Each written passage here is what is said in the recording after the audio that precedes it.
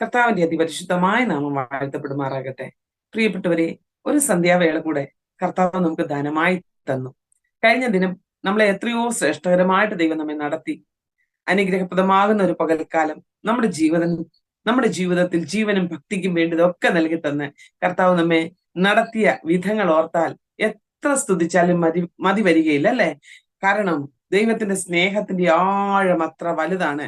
കർത്താവ് നമുക്ക് ഭക്ഷിപ്പാൻ ആഹാരം, ധരിക്കാൻ വസ്ത്രം, പാർക്കുവാൻ ഭവനം, നമുക്ക് ശ്വസിക്കുവാൻ ഓക്സിജൻ എന്ന് വേണ്ട, കർത്താവ് നമുക്ക് വേണ്ടി തന്റെ സ്വർഗീയമാകുന്ന നന്മകളെ ഇത്രമാത്രം നൽകി തന്നിരിക്കുമ്പോൾ ദൈവമക്കളെ, നമ്മൾ എങ്ങനെ സാക്ഷിക്കാതിരിക്കും? ദൈവത്തിന്റെ നാമം എങ്ങനെ ഉയർത്താതിരിക്കും? ദൈവത്തിന് എങ്ങനെ നന്ദി ഇല്ലാതായിരിക്കും? അതുകൊണ്ട് ഇന്ന് രാത്രി വേളയെങ്കിൽ നമ്മുടെ ജീവിതത്തിൻ്റെതായ അനുഭവങ്ങൾ നമുക്ക് ഒരു സാക്ഷ്യം മറ്റൊരു സാക്ഷ്യം ഉളവാക്കുന്നതാകിയാല് വചനദീപ്തിയുടെ സാക്ഷ്യ കൂടാരത്തിലേക്ക് നമ്മുടെ ക്ഷണം സ്വീകരിച്ചുകൊണ്ട് കർത്താവിന്റെ ദാസി ജോയ് സാജൻ കടന്നു വന്നിട്ടുണ്ട്. വളരെ സന്തോഷവതിയായിട്ട് കർത്താവിന്റെ ദാസിയായിരിക്കുന്നു. കർത്താവിന്റെ ദാസിയെ കുറച്ച് നാളുകൾക്ക് മുൻപേ ഞങ്ങൾക്ക് പരിചയപ്പെടുവാൻ ഇടയായിട്ടുണ്ട്. എൻ്റെ സഹോദരിയുടെ ചർച്ചിൽ അവരെ സഭാചാർജിൽ ആയിരുന്ന സമയത്ത് ഞങ്ങൾക്ക് പരിചയപ്പെടുവാനൊക്കെ ദൈവം ഇടയാക്കിയിട്ടുണ്ട്. വളരെ നല്ലൊരു കുടുംബമാണ്. കർത്താവിനാൽ ഉപയോഗിക്കപ്പെട്ടുകൊണ്ടിരിക്കുന്ന ഒരു കുടുംബമാണ്. കർത്താവിന്റെ ദാസി തന്റെ സാക്ഷ്യങ്ങളൊക്കെ പറയും. ഞാൻ മുഖവരിയായിട്ടോ ഒന്നും പറയുന്നില്ല. എങ്കിലും ഇന്ന് രാത്രികാലം എനിക്ക് വളരെ സന്തോഷമുണ്ട് കർത്താവിന്റെ ദാസി നമ്മുടെ നടുവിൽ കടന്നു വന്നതില്. കാരണം ജീവിതത്തിൻ്റെതായ മേഖലകൾ, അതായത് കർത്താവിന്റെ വേലയിലായിരിക്കുമ്പോൾ നമ്മൾ കടന്നു പോകുന്ന പാതകളും നമ്മളുടെ ജീവിതത്തിൽ ദൈവം നടത്തുന്ന വിധങ്ങളും നമ്മൾ അത് സംസാരിക്കുമ്പോൾ, അത് മറ്റുള്ളവരോട് പറയുമ്പോൾ നമുക്ക് ലഭിക്കുന്ന ഒരു സന്തോഷം, മറ്റുള്ളവർക്ക് അത് കേൾക്കുമ്പോൾ ഉണ്ടാകുന്ന ഒരു വിശ്വാസം, അതാണ് നമ്മുടെ ജീവിതത്തിൽ ഉണ്ടാകുന്ന ഏറ്റവും വലിയ സന്തോഷം എന്ന് പറയുന്നത്. ആകയാൽ ഇന്ന് രാത്രികാലം ഞങ്ങളുടെ വചനദീപ്തിയുടെ സാക്ഷി കൂടാരത്തിലേക്ക് ഞങ്ങളുടെ ക്ഷണം സ്വീകരിച്ച് കടന്നു വന്ന സിസ്റ്റർ ജോയ് സാജന് കർത്താവിന്റെ നാമത്തിൽ വളരെ സ്നേഹത്തോടെയും ഞങ്ങളുടെ സാക്ഷി കൂടാരത്തിലേക്ക് സ്വാഗതം ചെയ്യുന്നു. ഇപ്പോൾ കർത്താവിന്റെ ദാസി എവിടെ നിന്നാണ് ജോയിൻ ചെയ്തിരിക്കുന്നത് നമ്മുടെ പ്രേക്ഷകരുടെ അറിവിലേക്കായിട്ട് ഒന്ന് പറയാമോ? വീട്ടിൽ ആരൊക്കെയുണ്ട് എന്ന് ചുരുങ്ങിയ വാചകത്തിൽ ഒന്ന് പറയാമോ? Praise the Lord. സന്ധ്യാവന്ദനങ്ങളെ അറിയിക്കുന്നു. കർത്താവ് നമ്മളെല്ലാവരും അനുഗ്രഹിക്കുമാറാകട്ടെ. എന്റെ പേര് ജോയ് സാജൻ. ഞാനിപ്പോൾ പാണ്ടനാട്, ചെങ്ങന്നൂരിന്റെ അടുത്തുള്ള പാണ്ടനാട് ഞങ്ങൾ ശുശ്രൂഷയിലായിരിക്കുന്നു. ദൈവം എനിക്ക് ദാനമായി തന്ന കർത്താവിന്റെ ദാസൻ പാസ്റ്റർ സാജൻ ഷാമുൽ, 3 മക്കൾ, ഒരു മകനും 2 പെൺകുഞ്ഞുങ്ങളും. ഇവർ പഠനത്തിലായിരിക്കുന്നു. ഇതാണ് ഞങ്ങളുടെ ഇപ്പോഴത്തെ കുടുംബാന്തരീക്ഷം. അപ്പോൾ ജീവിതത്തിൽ കർത്താവിനെ അറിഞ്ഞ നാൾ മുതൽ ഇന്ന് വരെയും കർത്താവ് വിശ്വസ്തനായി കൂടെ ഇരുന്നു, അല്ലേ? തീർച്ചയായിട്ടും, തീർച്ചയായിട്ടും. ഒരിക്കലും നമുക്ക് മറക്കാനാവാത്ത നിമിഷങ്ങൾ നമ്മുടെ ജീവിതത്തിലുണ്ട്. ഞാൻ ഇങ്ങനെ ചിന്തിക്കും, പലപ്പോഴും 5 അപ്പം കൊണ്ട് 5000 പേരെ പോഷിപ്പിച്ച കർത്താവിന്റെ വേലയിൽ ഇറങ്ങിയവരെ ആരെയും നിരാശരായി കൈവിട്ടിട്ടില്ല. ആകയാൽ നാം ഇറങ്ങിയ സമയം മുതൽ ഇന്ന് വരെയും നടത്തിയ വിധങ്ങളെ കുറിച്ച് നമുക്ക് വർണ്ണിക്കാനുണ്ട്. അതോടൊപ്പം തന്നെ സിസ്റ്ററുടെ ബാല്യകാലത്തിലെ നല്ല സ്മരണകൾ ഉണ്ടാകും. പേരൻസിനെ കുറിച്ച് പറയുവാൻ കാണും, സഹോദരങ്ങളെ കുറിച്ച് പറയുവാൻ കാണും. അപ്പോൾ തന്നെ ഇരുന്ന പല സഭകൾ, ദൈവം ചെയ്ത നന്മകൾ, കുഞ്ഞുങ്ങൾ ജീവിതത്തിൽ ദൈവം ചെയ്ത ഉപകാരങ്ങൾ ഏറെ ഇന്ന് രാത്രികാലെ നമ്മുടെ പ്രേക്ഷകരോട് സാക്ഷിക്കുവാൻ കാണും. ഒക്കെയും ഇന്ന് കർത്താവിന്റെ നാമത്തിന്റെ മഹത്വത്തിനു വേണ്ടി സാക്ഷിക്കുവാൻ സമയമുണ്ട്. കർത്താവിന്റെ ദാസി തന്റെ സാക്ഷ്യം തുടർന്നാട്ടെ. കർത്താവിന്റെ നാമം ഈ സന്ധ്യാസമയത്ത് വാഴ്ത്തപ്പെടട്ടെ. വിശേഷാൽ പ്രിയ ബീനാന്റിയോട് ചേർന്ന് ആയിരിക്കുന്ന പ്രിയപ്പെട്ടവരോട് ചേർന്ന്, എന്നെ ശ്രവിക്കുന്ന എല്ലാ പ്രിയപ്പെട്ടവരോടും ചേർന്ന് വന്ന വഴികളെ കുറിച്ച് കർത്താവിന്റെ സ്ഥലം നന്ദിയോടെ സ്തുതിപ്പാൻ, ദൈവത്തെ മഹത്വപ്പെടുത്തുവാൻ, അവൻ ചെയ്ത സകല നന്മകൾക്കും രക്ഷയുടെ പാനപാത്രം എടുത്ത് കർത്താവിനെ മഹത്വപ്പെടുത്തുവാൻ ദൈവം തന്ന ഈ നല്ല അവസരത്തിനായി ഞാൻ എന്റെ കർത്താവിനെ സ്തുതിക്കുന്നു. എണ്ണിയാൽ തീരാത്ത നന്മകളെ കൊണ്ട് ദൈവം നമ്മളെ ഓരോ ദിവസങ്ങളിലും പരിപാലിക്കുന്നു. അവന്റെ വിശ്വസ്തകൾക്കായി ദൈവത്തെ സ്തുതിക്കുന്നു. സങ്കീർത്തനക്കാരൻ പ്രകാരം പറയുന്നത് പോലെ, സകല ഭക്തന്മാരുമായുള്ളവരെ വന്നു കേൾപ്പീൻ, അവന്റെ പ്രാണന് വേണ്ടി ചെയ്തത് ഞാൻ വിവരിക്കാം. വിവരിപ്പാൻ ഒത്തിരി കാരണങ്ങളുണ്ട്. പാട്ടുകാരൻ പാടുന്ന പോലെ ആരാധിപ്പാൻ നമുക്ക് ഏറെ കാരണങ്ങളുണ്ട്. കൈകൊട്ടി പാടാൻ ഏറെ കാരണങ്ങളുണ്ട്. അങ്ങനെ ഒത്തിരി നന്മകൾ ജീവിതത്തിൽ പ്രാപിച്ചെടുക്കുവാൻ ദൈവം തന്ന അവസരത്തിനായി ദൈവത്തെ സ്തുതിക്കുന്നു. ഇങ്ങനൊരു സാഹചര്യം ഒരുക്കി തന്ന കർത്താവിന്റെ ദാസിയോടും പ്രവർത്തനങ്ങളെയും കർത്താവ് അനുഗ്രഹിക്കട്ടെ. ഞാൻ എന്റെ ബാല്യകാലത്തെ കുറിച്ച് പറയുമ്പോൾ ഏവരും പറയുന്നത് പോലെ ഒരു ക്രിസ്തീയ കുടുംബത്തിലാണ്. അതിനേക്കാൾ ഉപരി ഒരു ദൈവദാസന്റെ മകളായി ജനിപ്പാനുള്ള ഒരു ഭാഗ്യം ദൈവം എനിക്ക് തന്നു. ഒരു കാലഘട്ടത്തിൽ അതൊരു ഭാഗ്യമായി ഞാൻ കരുതിയിട്ടില്ല. പക്ഷേ ഇപ്പോൾ ഇന്നും എന്റെ ജീവിതത്തിൽ ഞാൻ എപ്പോഴും പറയും, ലോകത്തിലുള്ള സകല സമ്പന്നന്മാരെക്കാൾ മക്കളെക്കാൾ ജനിച്ചതിനേക്കാൾ വലിയൊരു ഭാഗ്യമാണ് ഒരു ദൈവദാസന്റെ മകളായി ആ കുടുംബത്തിൽ ജനിക്കുവാൻ ദൈവം തന്ന ആ ഭാഗ്യത്തെ ഓർത്ത് ഞാൻ എന്റെ കർത്താവിനെ സ്തുതിക്കുന്നു. ഏവർക്കും സുപരിചിതനായ ഇപ്പോൾ വാർദ്ധക്യത്തിലായിരിക്കുന്ന എന്റെ പ്രിയ പിതാവ് ഷാരോ ഫെലോഷിപ്പ് ചർച്ചിന്റെ ഒരു സീനിയർ പാസ്റ്ററാണ്, pastor P G Jacob Manakkala, Thankachan pastor എന്നറിയപ്പെടും. എന്റെ പപ്പായ്ക്ക് ഇപ്പോൾ 83 വയസ്സുണ്ട്. എന്റെ മാതാവ് കഴിഞ്ഞ 10 വർഷത്തിന് മുമ്പ് നിത്യത്തിൽ ചേർക്കപ്പെടുവാനിടയായി. എനിക്ക് 2 സഹോദരങ്ങൾ, ഞാനൊരു മകൾ. അങ്ങനെ അനുഗ്രഹിക്കപ്പെട്ടതായ നിലയിൽ വളർന്നു വരുവാൻ സർവശക്തനായ ദൈവം എനിക്ക് അവസരങ്ങളെ തന്നു. എന്റെ വീട് അടൂർ അടുത്തുള്ള മണക്കാല എന്ന സ്ഥലത്താണ് ഞാൻ ജനിച്ചതും വളർത്തപ്പെട്ടതും. മണക്കാല എന്ന് കേൾക്കുമ്പോൾ ഈ ക്രൈസ്തവ കോളത്തിൽ ഏറ്റവും സുപരിചിതമായ ഒരു ബൈബിൾ കോളേജ് അവിടെയുണ്ട്, സെമിനാരി അവിടെയുണ്ട്. ഫെയ്ത്ത് തിയോളജിക്കൽ സെമിനാരി എന്ന ആ സ്ഥാപനത്തിന്റെ ചുക്കാൻ പിടിക്കുവാൻ ദൈവം എന്റെ പിതാവിനും പാസ്റ്റർ ടി ജി കോശിയോടൊപ്പം ദൈവം കൊടുത്ത അവസരത്തിനായി ദൈവത്തെ സ്തുതിക്കുകയും അതിന്റെ പ്രാരംഭ കാലം മുതൽ ആ പ്രവർത്തനത്തിന് വേണ്ടി ശക്തമായി ദൈവം ഉപയോഗിച്ച ഒരു പിതാവിന്റെ മകളാണ് ഞാൻ. അങ്ങനെ എന്റെ ബാല്യകാലം എവർക്കും അറിയാമല്ലോ. ഏകദേശം ആ കാലഘട്ടങ്ങളിൽ ഒരു കർത്തൃദാസന്റെ ഒരു പാസ്റ്ററിന്റെ മകളായി ജനിക്കുക അല്ലെങ്കിൽ വളരുക എന്ന് പറയുന്നത് ഒത്തിരി ഇന്നത്തെ പാസ്റ്റർമാരുടെ മക്കൾ വളരുന്നതിനേക്കാളും ഒത്തിരി ബുദ്ധിമുട്ടുകൾ അനുഭവിച്ചിട്ടുള്ള ഒരു കാലഘട്ടമാണ് എന്റെ ബാല്യകാലം. എന്റെ മാതാപിതാക്കന്മാരുടെ കാര്യം 1-2 വാക്കുകൾ ഞാൻ പറഞ്ഞിട്ട് ഞാൻ എന്റെ ഭാഗത്തേക്ക് വരാം. കാരണം ദൈവവേലയ്ക്ക് വേണ്ടി എന്റെ പിതാവ് തന്റെ 18ാമത്തെ വയസ്സിൽ യാക്കോബായ പശ്ചാത്തലത്തിൽ നിന്ന് പെന്തക്കോസ്ത് വിശ്വാസത്തിലേക്ക് കടന്നു വരികയും സ്നാനപ്പെട്ടു എന്നറിഞ്ഞ അന്ന് തന്നെ എന്റെ പപ്പായെ തന്റെ ഭവനത്തിൽ നിന്ന് അടിച്ച് ഇറക്കി വിടുവാനിടയായി. കാരണം മറ്റൊന്നുമല്ല, എപ്പിസ്കോപ്പൽ തിരുമേനിമാരുള്ള ഒരു കുടുംബത്തിലെ ഒരു അംഗമായിരുന്നു എന്റെ പിതാവ്. അപ്പോൾ അന്നത്തെ കാലഘട്ടങ്ങളിൽ അങ്ങനെ ഇറങ്ങിത്തിരിക്കുന്നത് അവർക്ക് ഒത്തിരി അവഹേളനം സംഭവിച്ച പോലെയുള്ള ഒരു ഭാഗമായിരുന്നു. എന്നാൽ ആ കാലഘട്ടങ്ങളിൽ എന്റെ പിതാവ് തനിക്ക് ദൈവം കൊടുത്തൊരു ആലോചന ദർശനപ്രകാരം ആത്മീയ പിതാക്കന്മാരോട് ചേർന്ന് വളർന്നു വരുവാനും നമ്മുടെ കോട്ടയത്തുള്ള ശാലോം ബൈബിൾ സ്കൂളിൽ പോയി പാസ്റ്റർ പി എം ഫിലിപ്പ് അവറുകളുടെ കോളേജിലെ ശിക്ഷണത്തിലൊക്കെ വളർന്നു വരുവാനും അത് കഴിഞ്ഞ് നമ്മുടെ പഴയകാല അപ്പച്ചന്മാരെയൊക്കെ എനിക്കിപ്പോൾ ഓർമ്മ വരുന്നു.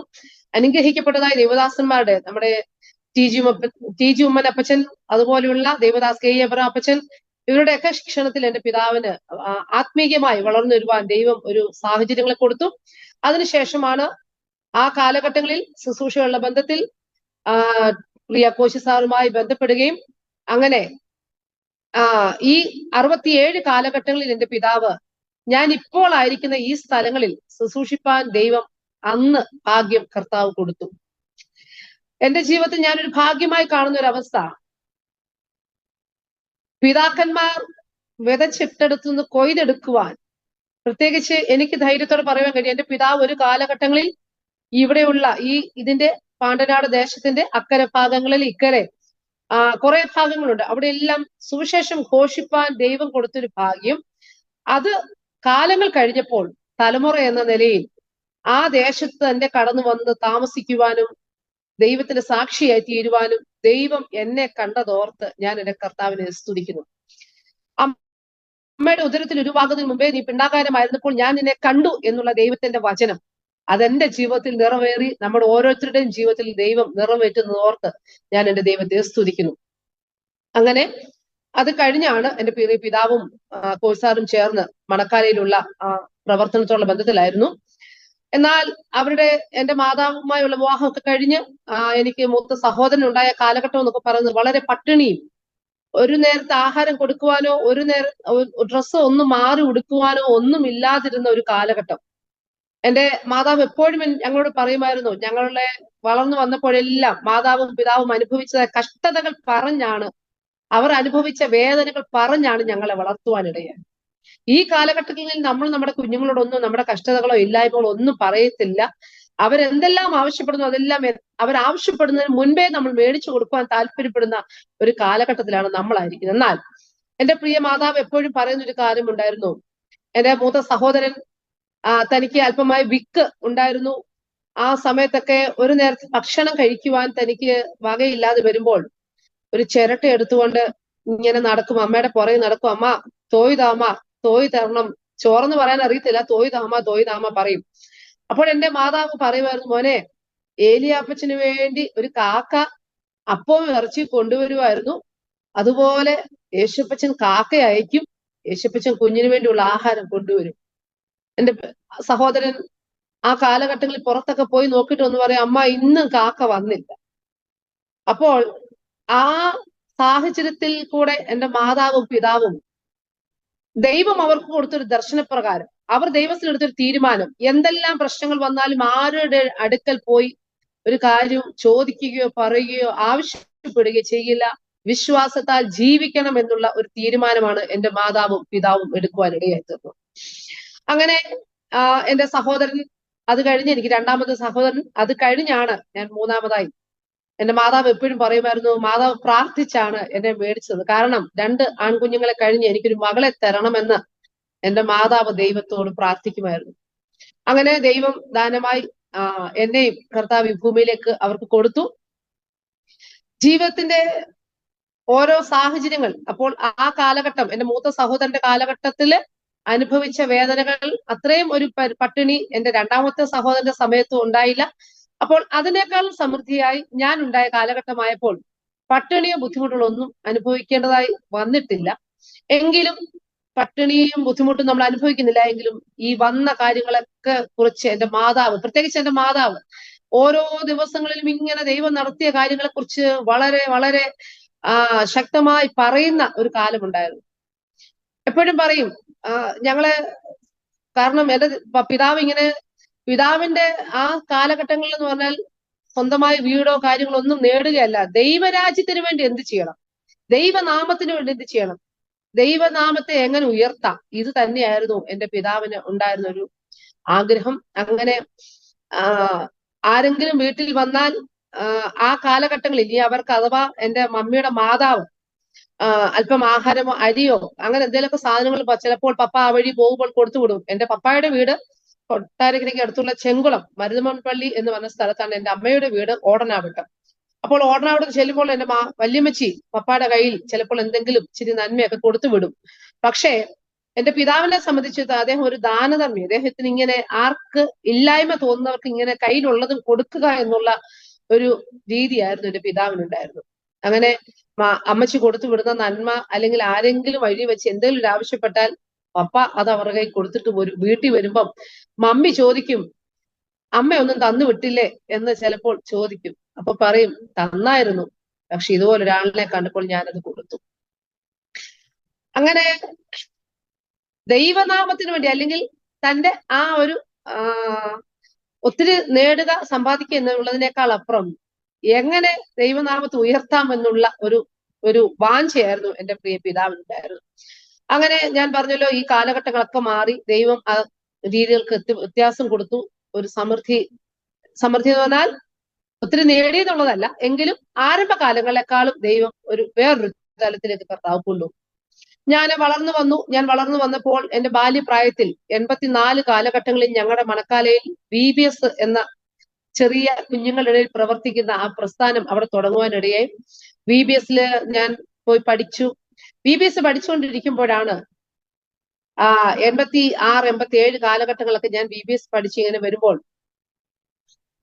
യേശുപ്പച്ചനെ രക്ഷകനായി സ്വീകരിക്കണം എന്നുള്ള ഒരു കാരണം ബാല്യപ്രായത്തിൽ നമ്മൾ കേൾക്കുന്ന ഓരോ കഥകളും വചനങ്ങളും ഒക്കെ നമ്മുടെ ജീവിതത്തിൽ അതിങ്ങനെ അലയടിച്ചുകൊണ്ടിരിക്കുമല്ലോ. കുഞ്ഞു പ്രായത്തിൽ കേട്ട ഒരു കഥയാണ് ഒരു രക്തസാക്ഷിയുടെ ഒരു കഥ. ആ രക്തസാക്ഷിയുടെ ഒരു കഥ അതെന്റെ ഹൃദയത്തെ വല്ലാതെ ടച്ച് ചെയ്തു. ഞാൻ എന്റെ ഹൃദയം യേശുപ്പച്ചന് വേണ്ടി സമർപ്പിച്ചു. അങ്ങനെ സ്നാനത്തിന് മുമ്പേ അഭിഷേകത്താൽ ദൈവം എന്നെ നിറയ്ക്കുവാനിടയായി. 94 കാലഘട്ടങ്ങളിൽ ഞാൻ സ്നാനപ്പെടുവാനിടയായി. പക്ഷേ ഈ കാലഘട്ടങ്ങളിലൊക്കെ ആയിരിക്കുമ്പോൾ ഞാൻ ആഗ്രഹിച്ച ഒരു കാര്യം, എനിക്ക് ദൈവവേല ചെയ്യണം. പക്ഷെ എന്റെ പിതാവും മാതാവും അനുഭവിച്ച കഷ്ടത കണ്ടിട്ട് ഞാൻ ആഗ്രഹിച്ച ഒരു കാര്യം ജോലി ചെയ്യുക, നന്മ നേടുക, മറ്റുള്ളവരെ സഹായിക്കുക. ഈ ഒരു കാര്യം മാത്രമാണ് ഞാൻ ആഗ്രഹിക്കുകയും ചിന്തിക്കുകയും ചെയ്തിട്ടുള്ളത്. എന്നാൽ ഞാൻ 9ാം ക്ലാസ്സിൽ പഠിക്കുമ്പോൾ തിരുവല്ല ഷാരോണിൽ വെച്ച് നടന്ന ഒരു ക്യാമ്പ്, കൺവെൻഷനുള്ള ബന്ധത്തിൽ നടന്ന യൂത്തിന്റെ മീറ്റിംഗിന് അന്ന് കർത്താവിന്റെ ദാസൻ പാസ്റ്റർ സുരേഷ് ബാബു തന്റെ ആ സമയങ്ങളൊക്കെ താൻ ശുശ്രൂഷയ്ക്ക് വേണ്ടി ശക്തമായി ദൈവം ഉപയോഗിച്ചുകൊണ്ടിരിക്കുന്ന ഒരു കാലഘട്ടം, ആ ശുശ്രൂഷയ്ക്ക് വേണ്ടി നിൽക്കുമ്പോൾ താൻ ദൈവവേലയ്ക്ക് വേണ്ടി നീ ആഗ്രഹിക്കും, അദ്ദേഹം ഇങ്ങനെയാ പറഞ്ഞു, പേര് വിളിച്ചില്ല എങ്കിലും അദ്ദേഹം ഊന്നി ഊന്നി പറഞ്ഞു, നീ ആഗ്രഹിക്കുന്നതിന്റെ പിതാവും മാതാവും അനുഭവിച്ച കഷ്ടതകൾ കണ്ട് ഇനി നീ പുറകോട്ട് മാറിയിട്ട് ജോലി ചെയ്യുക, നന്മ നേടുക, എന്നിട്ട് മറ്റുള്ളവരെ സഹായിക്കുക, ഇതായിരിക്കും നിന്റെ ആഗ്രഹം. പക്ഷേ ഞാൻ നിന്നെ കണ്ടിരിക്കുന്നത് അങ്ങനെയല്ല. പൂർണ്ണ സമയം എന്റെ വേലയ്ക്ക് വേണ്ടി നിന്നെ വേർതിരിക്കണം. അത് നീ ബാല്യപ്രായമായിക്കൊള്ളട്ടെ, കൗമാരക്കാരി ആയിക്കൊള്ളട്ടെ, ഇന്ന് പകൽക്കാലം സമർപ്പിക്കണം എന്ന് പറഞ്ഞ് ആഹ്വാനം തന്നു. സത്യത്തിൽ എന്റെ ഉള്ളിൽ ഒരു വലിയ വടംവലി നടക്കുക. കാരണം ഞാൻ മാനസികമായി ഞാൻ ആഗ്രഹിക്കുന്ന മൊത്തവും, മാനുഷികമായി ആഗ്രഹിക്കുന്ന മൊത്തവും ഈ ഒരു തലം. പക്ഷെ ദൈവാത്മാവ് എന്നെ കുറിച്ച് ആഗ്രഹിക്കുന്ന തലം മറ്റൊരു തലം. ഞാൻ ഇങ്ങനെ അവിടെ ഇരുന്ന് ഇങ്ങനെ രണ്ട് ഭാഗം എന്നെ ഇങ്ങനെ വടം വലിച്ചുകൊണ്ടിരിക്കുമ്പോൾ ഇദ്ദേഹം ഒരു പ്രാവശ്യം ആഹ്വാനം കൊടുത്ത് എഴുന്നേൽക്കാൻ പറഞ്ഞു. ചില കുഞ്ഞുങ്ങൾ എഴുന്നേറ്റ്, പക്ഷെ പിന്നെയും പിന്നെയും 2 or 3 ആവർത്തി ഇങ്ങനെ ആഹ്വാനം കൊടുത്തപ്പോൾ ഞാൻ തന്നെ അറിഞ്ഞില്ല, ഞാൻ പെതുക്കെ അങ്ങ് എഴുന്നേൽപ്പാനുമായ എന്നെ ദൈവം ആ സ്ഥാനത്ത് എഴുന്നേൽപ്പിച്ച് നിർത്തി ഞാൻ ദൈവസന്നിധിയിൽ സമർപ്പിക്കുവാനിടയായി. പക്ഷെ ഞാൻ 9ാം ക്ലാസ്സിൽ പഠനം കഴിഞ്ഞു, 10 കഴിഞ്ഞു. ഞാൻ പ്രിഡിഗ്രിക്ക് പഠിക്കുമ്പോൾ ഞാൻ മാവേലിക്കര ബിഷപ്പ് കോളേജിൽ ആണ് പഠിച്ചത്. അപ്പോൾ ഞാൻ ഹോസ്റ്റലിൽ താമസിക്കുമ്പോൾ അവിടെ വെളിയിൽ നമ്മളെ അങ്ങനെ ആരാധനയ്ക്ക് വിടുകയില്ല. അപ്പോൾ ആരംഭ ദിവസങ്ങളൊക്കെ ഞായറാഴ്ചകൾക്ക് നമുക്കൊരു വിഷമമാണ്. അപ്പോൾ CSAക്കാരുടെ കോളേജ് ആയതുകൊണ്ട് അവർക്ക് രാവിലത്തെ നമ്മുടെ ചാപ്പലുണ്ട്. എങ്കിലും നമുക്ക് ആ ഒരു പ്രാർത്ഥനയോ അന്തരീക്ഷമോ ഒന്നും കിട്ടാതെ വരുമ്പോൾ ഞാൻ ഇങ്ങനെ അകത്തുള്ള ചില കുഞ്ഞുങ്ങൾ, എന്റെ കൂട്ടുകാരികൾ, വിശ്വാസികളായിരിക്കുന്ന ചില പ്രിയപ്പെട്ടവർ, അവരെ ഞാനിങ്ങനെ ഞങ്ങളിങ്ങനെ സംസാരിച്ചപ്പോൾ ഈ ഞായറാഴ്ച നമ്മളിങ്ങനെ ഇരിക്കുക എന്ന് പറഞ്ഞാൽ, അപ്പോൾ ഞങ്ങൾ ചെന്ന് വാർഡനോട് ചോദിച്ചു, ഞങ്ങൾ കുറച്ചു നേരം ചാപ്പിൽ പോയിരുന്ന് പ്രാർത്ഥിച്ചോട്ടെ. അപ്പം വാർഡൻ പറഞ്ഞു, ഓക്കെ നിങ്ങൾ പോയിരുന്ന് പ്രാർത്ഥിച്ചോളാൻ പറഞ്ഞു. അങ്ങനെ ഞങ്ങൾ 3-4 പേര് ചേർന്ന് ഞങ്ങൾ ചെറിയൊരു പ്രാർത്ഥന അവിടെ ആരംഭിക്കുവാനിടയായി. ഞങ്ങൾ ഞായറാഴ്ച രാവിലെ, മറ്റെല്ലാവരും ഞായറാഴ്ച രാവിലെ ആഹാരം കഴിക്കും. പക്ഷെ എന്റെ ചെറിയ പ്രായം മുതൽ ഞായറാഴ്ച രാവിലത്തെ ആഹാരം തരുന്ന രീതിയില്ല. നമ്മളെ അങ്ങനെ വളർത്തിക്കൊണ്ട് വന്നുകൊണ്ട് ഈ ഞായറാഴ്ച ഏറ്റവും നല്ല ബെസ്റ്റ് ആഹാരം കിട്ടുന്ന ദിവസം ഞായറാഴ്ച. പക്ഷെ ആ ഞായറാഴ്ചത്തെ ആഹാരം മാറ്റി, കാരണം അങ്ങനെ ആ ഒരു ശീലം നമുക്ക് വന്നതുകൊണ്ട് ഞായറാഴ്ചത്തെ ആഹാരം ഞാൻ എടുക്കില്ല. ആദ്യത്തെ ആഴ്ച എന്റെ കൂട്ടുകാരി പോയി, അവൾ എനിക്ക് പ്ലേറ്റിൽ എടുത്തോണ്ട് വന്നു. എന്നിട്ട് എൻ്റെ അടുത്ത് പറഞ്ഞു, നീ ഇപ്പൊ രാവിലെ കഴിച്ചില്ലേ കുഴപ്പമില്ല, പിന്നെ നിനക്ക് കഴിക്കാമല്ലോ. പക്ഷെ അതെന്റെ ഉള്ളിൽ അതൊരു വിലക്കായിട്ട് വന്നു. കാരണം നമ്മൾ വർജിച്ച് അല്ലെങ്കിൽ വേണ്ട എന്ന് വെച്ചത് പിന്നീട് അടുത്തൊരു സമയം കഴിഞ്ഞാൽ നമ്മൾ അതിനോടൊരു ആർത്തി കിടക്കുന്നുണ്ടാണല്ലോ.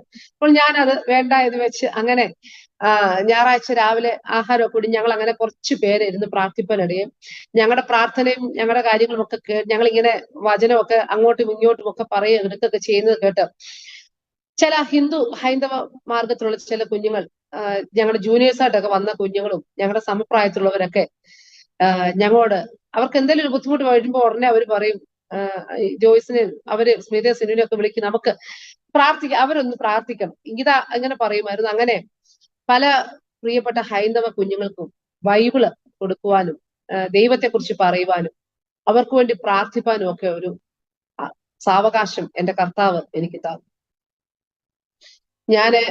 അപ്പോൾ ഞാൻ ഇങ്ങനെ ചിന്തിച്ചു, ഇങ്ങനെയൊക്കെ ചെയ്തു പോയാൽ മതി.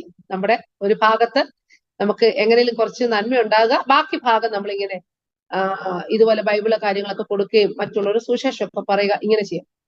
പിന്നെയും ആ ഒരു തലം കഴിഞ്ഞ് ഞാൻ എന്റെ പ്രീഡിഗ്രി പഠനശേഷം ഞാൻ ട്രാവൽ ആൻഡ് ടൂറിസത്തിന്റെ കോഴ്സ് ഞാൻ ചെയ്ത് അങ്ങനെ ഇരിക്കുന്ന സമയത്ത് എനിക്കുള്ള അപ്പോൾ എന്റെ അമ്മ അത് പറയണമല്ലോ, നമ്മുടെ മാതാക്കളുടെ പ്രാർത്ഥന എന്ന് പറയുന്നത്, മാതാപിതാക്കന്മാരുടെ പ്രാർത്ഥന എന്ന് പറഞ്ഞാലും പ്രത്യേകിച്ച് മാതാക്കളുടെ പ്രാർത്ഥന അസൂയയില്ലാതെ, ഒട്ടും അസൂയയില്ലാതെ നമുക്ക് വേണ്ടി പ്രാർത്ഥിക്കുന്നത് മറ്റാരുമല്ല, നമ്മുടെ മാതാപിതാക്കളാണ്. എന്റെ മാതാവ്, ഞാൻ 8ാം ക്ലാസ്സിലും 7ാം ക്ലാസ്സിലും ഒക്കെ പഠിക്കുമ്പോൾ ഞാൻ പലപ്പോഴും ഓർക്കും, രാത്രി നമ്മൾ നല്ല ഉറക്കത്തിൽ കിടക്കുമ്പോൾ നല്ലതുപോലെ നമ്മൾ ഉറങ്ങി കിടക്കുമ്പോൾ നമ്മുടെ കണ്ണിന് മുകളിൽ ഇങ്ങനെ നമ്മുടെ മുഖത്ത് ഇങ്ങനെ വെള്ളം തുള്ളി വീഴും. അർദ്ധരാത്രി സമയമാണ്. ഞാൻ പെട്ടെന്ന് നമ്മൾ ഉണരുന്ന ചോദിക്കും, ഞാൻ ചോദിക്കുക മമ്മി പോയി കിടന്ന് ഉറങ്ങിയില്ലേ? അപ്പൊ നമ്മൾ ഇങ്ങനെ അഥവാ ഇനി മൗനമായിട്ടിരുന്ന് ശ്രദ്ധിച്ചാൽ നമുക്ക് കേൾക്കാൻ പറ്റുന്ന വാചകം ഇത്രേ ഉള്ളൂ: കർത്താവെ, നിന്റെ നാമത്തിന് വേണ്ടി ദൈവം എഴുന്നേൽപ്പിക്കണം. ഈ ലോകത്തിലുള്ള സകല സമ്പത്ത് നേടുന്നതിനേക്കാളും ഉപരി എന്റെ പൈതലിനെ നിന്റെ നാമത്തിന് വേണ്ടി നീ ശക്തമായി ഉപയോഗിക്കണം. അതിനുവേണ്ടി തക്കതായ ഒരു തുണയെ ദൈവം തരണം. ഏത് പ്രായത്തിലാ? ഞാൻ 7ലും 8ലും 9ലും ഒക്കെ പഠിക്കുന്ന സമയത്ത്. അപ്പോൾ അങ്ങനെ എന്റെ മാതാവിന്റെ പ്രാർത്ഥന ഒരു ഭാഗത്ത് ഇങ്ങനെയുണ്ട്, പിന്നെയും എന്റെ ഉള്ളിൽ ഇതിങ്ങനെ അപ്പോൾ എനിക്കറിയാം അമ്മ പ്രാർത്ഥിച്ചാൽ, പ്രത്യേകിച്ച് എന്റെ മാതാവിന് ദൈവം പല കാര്യങ്ങളും പലരെ കുറിച്ചുള്ള ദൈവാലോചന അറിയിക്കും. എന്റെ മാതാവിനുള്ളൊരു ശീലം എന്ന് പറഞ്ഞാൽ, ദൈവാത്മാ ഒരു വിഷയം അറിയിച്ചാൽ, അന്നത്തെയൊക്കെ മാതാക്കന്മാർ അങ്ങനെയാണല്ലോ, ഒരു വിഷയം അറിയിച്ചാൽ പിന്നെ സമയോ കാലം ഒന്നും നോക്കുകയില്ല. ആ ദൈവാത്മാവ് ആരെക്കുറിച്ചൊരു വിവരം അറിയിക്കുന്നു അവരുടെ വീട്ടിൽ ചെല്ലുക, അവർക്ക് വേണ്ടി പ്രാർത്ഥിക്കുക, അവരുടെ വിടുതൽ കാണുക. ഇതാണ് അവരുടെ ശുശ്രൂഷയുടെ ഏറ്റവും പരമപ്രധാനമായ ഒരു കാര്യം. അവർ ചെയ്തു വന്നത് അങ്ങനെ തന്നെയാണ്. അങ്ങനെ എന്റെ മാതാവ് ഈ പ്രാർത്ഥിക്കുന്ന പ്രാർത്ഥനയൊക്കെ ഞാൻ കേട്ടിട്ടുണ്ട്. എന്റെ സമയം ഇങ്ങനെ 20ാമത്തെ വയസ്സൊക്കെ കഴിഞ്ഞപ്പോൾ എന്റെ മാതാവ് എപ്പോഴും ഇവര് പപ്പായും മമ്മിയും കൂടെ ഇരുന്ന് സംസാരിക്കും. മുമ്പോട്ടുള്ള കാര്യങ്ങൾക്ക് വേണ്ടി പ്രാർത്ഥിക്കുകയും നമുക്ക് ചിന്തകൾ, തീരുമാനങ്ങൾ എടുക്കണം. അങ്ങനെ അപ്പോൾ എന്റെ പിതാവിനോട് ഞാൻ ഒരു കാര്യം പറഞ്ഞു: സുവിശേഷ വേലയ്ക്ക് വേണ്ടി ഞാൻ പോകാം, പക്ഷേ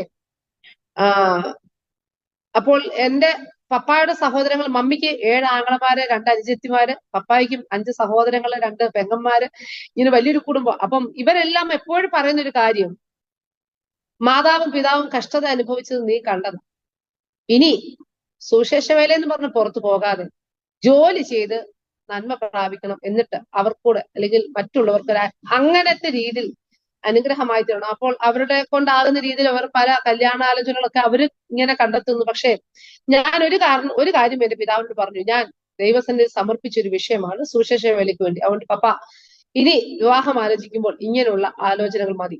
അങ്ങനെ കർത്താവ് ദാസനെ കുറിച്ചുള്ള ആലോചന ദൈവാത്മാവ് തന്നു. ഞാൻ ദൈവത്തോട് ഒരു ദർശനം ചോദിച്ചു.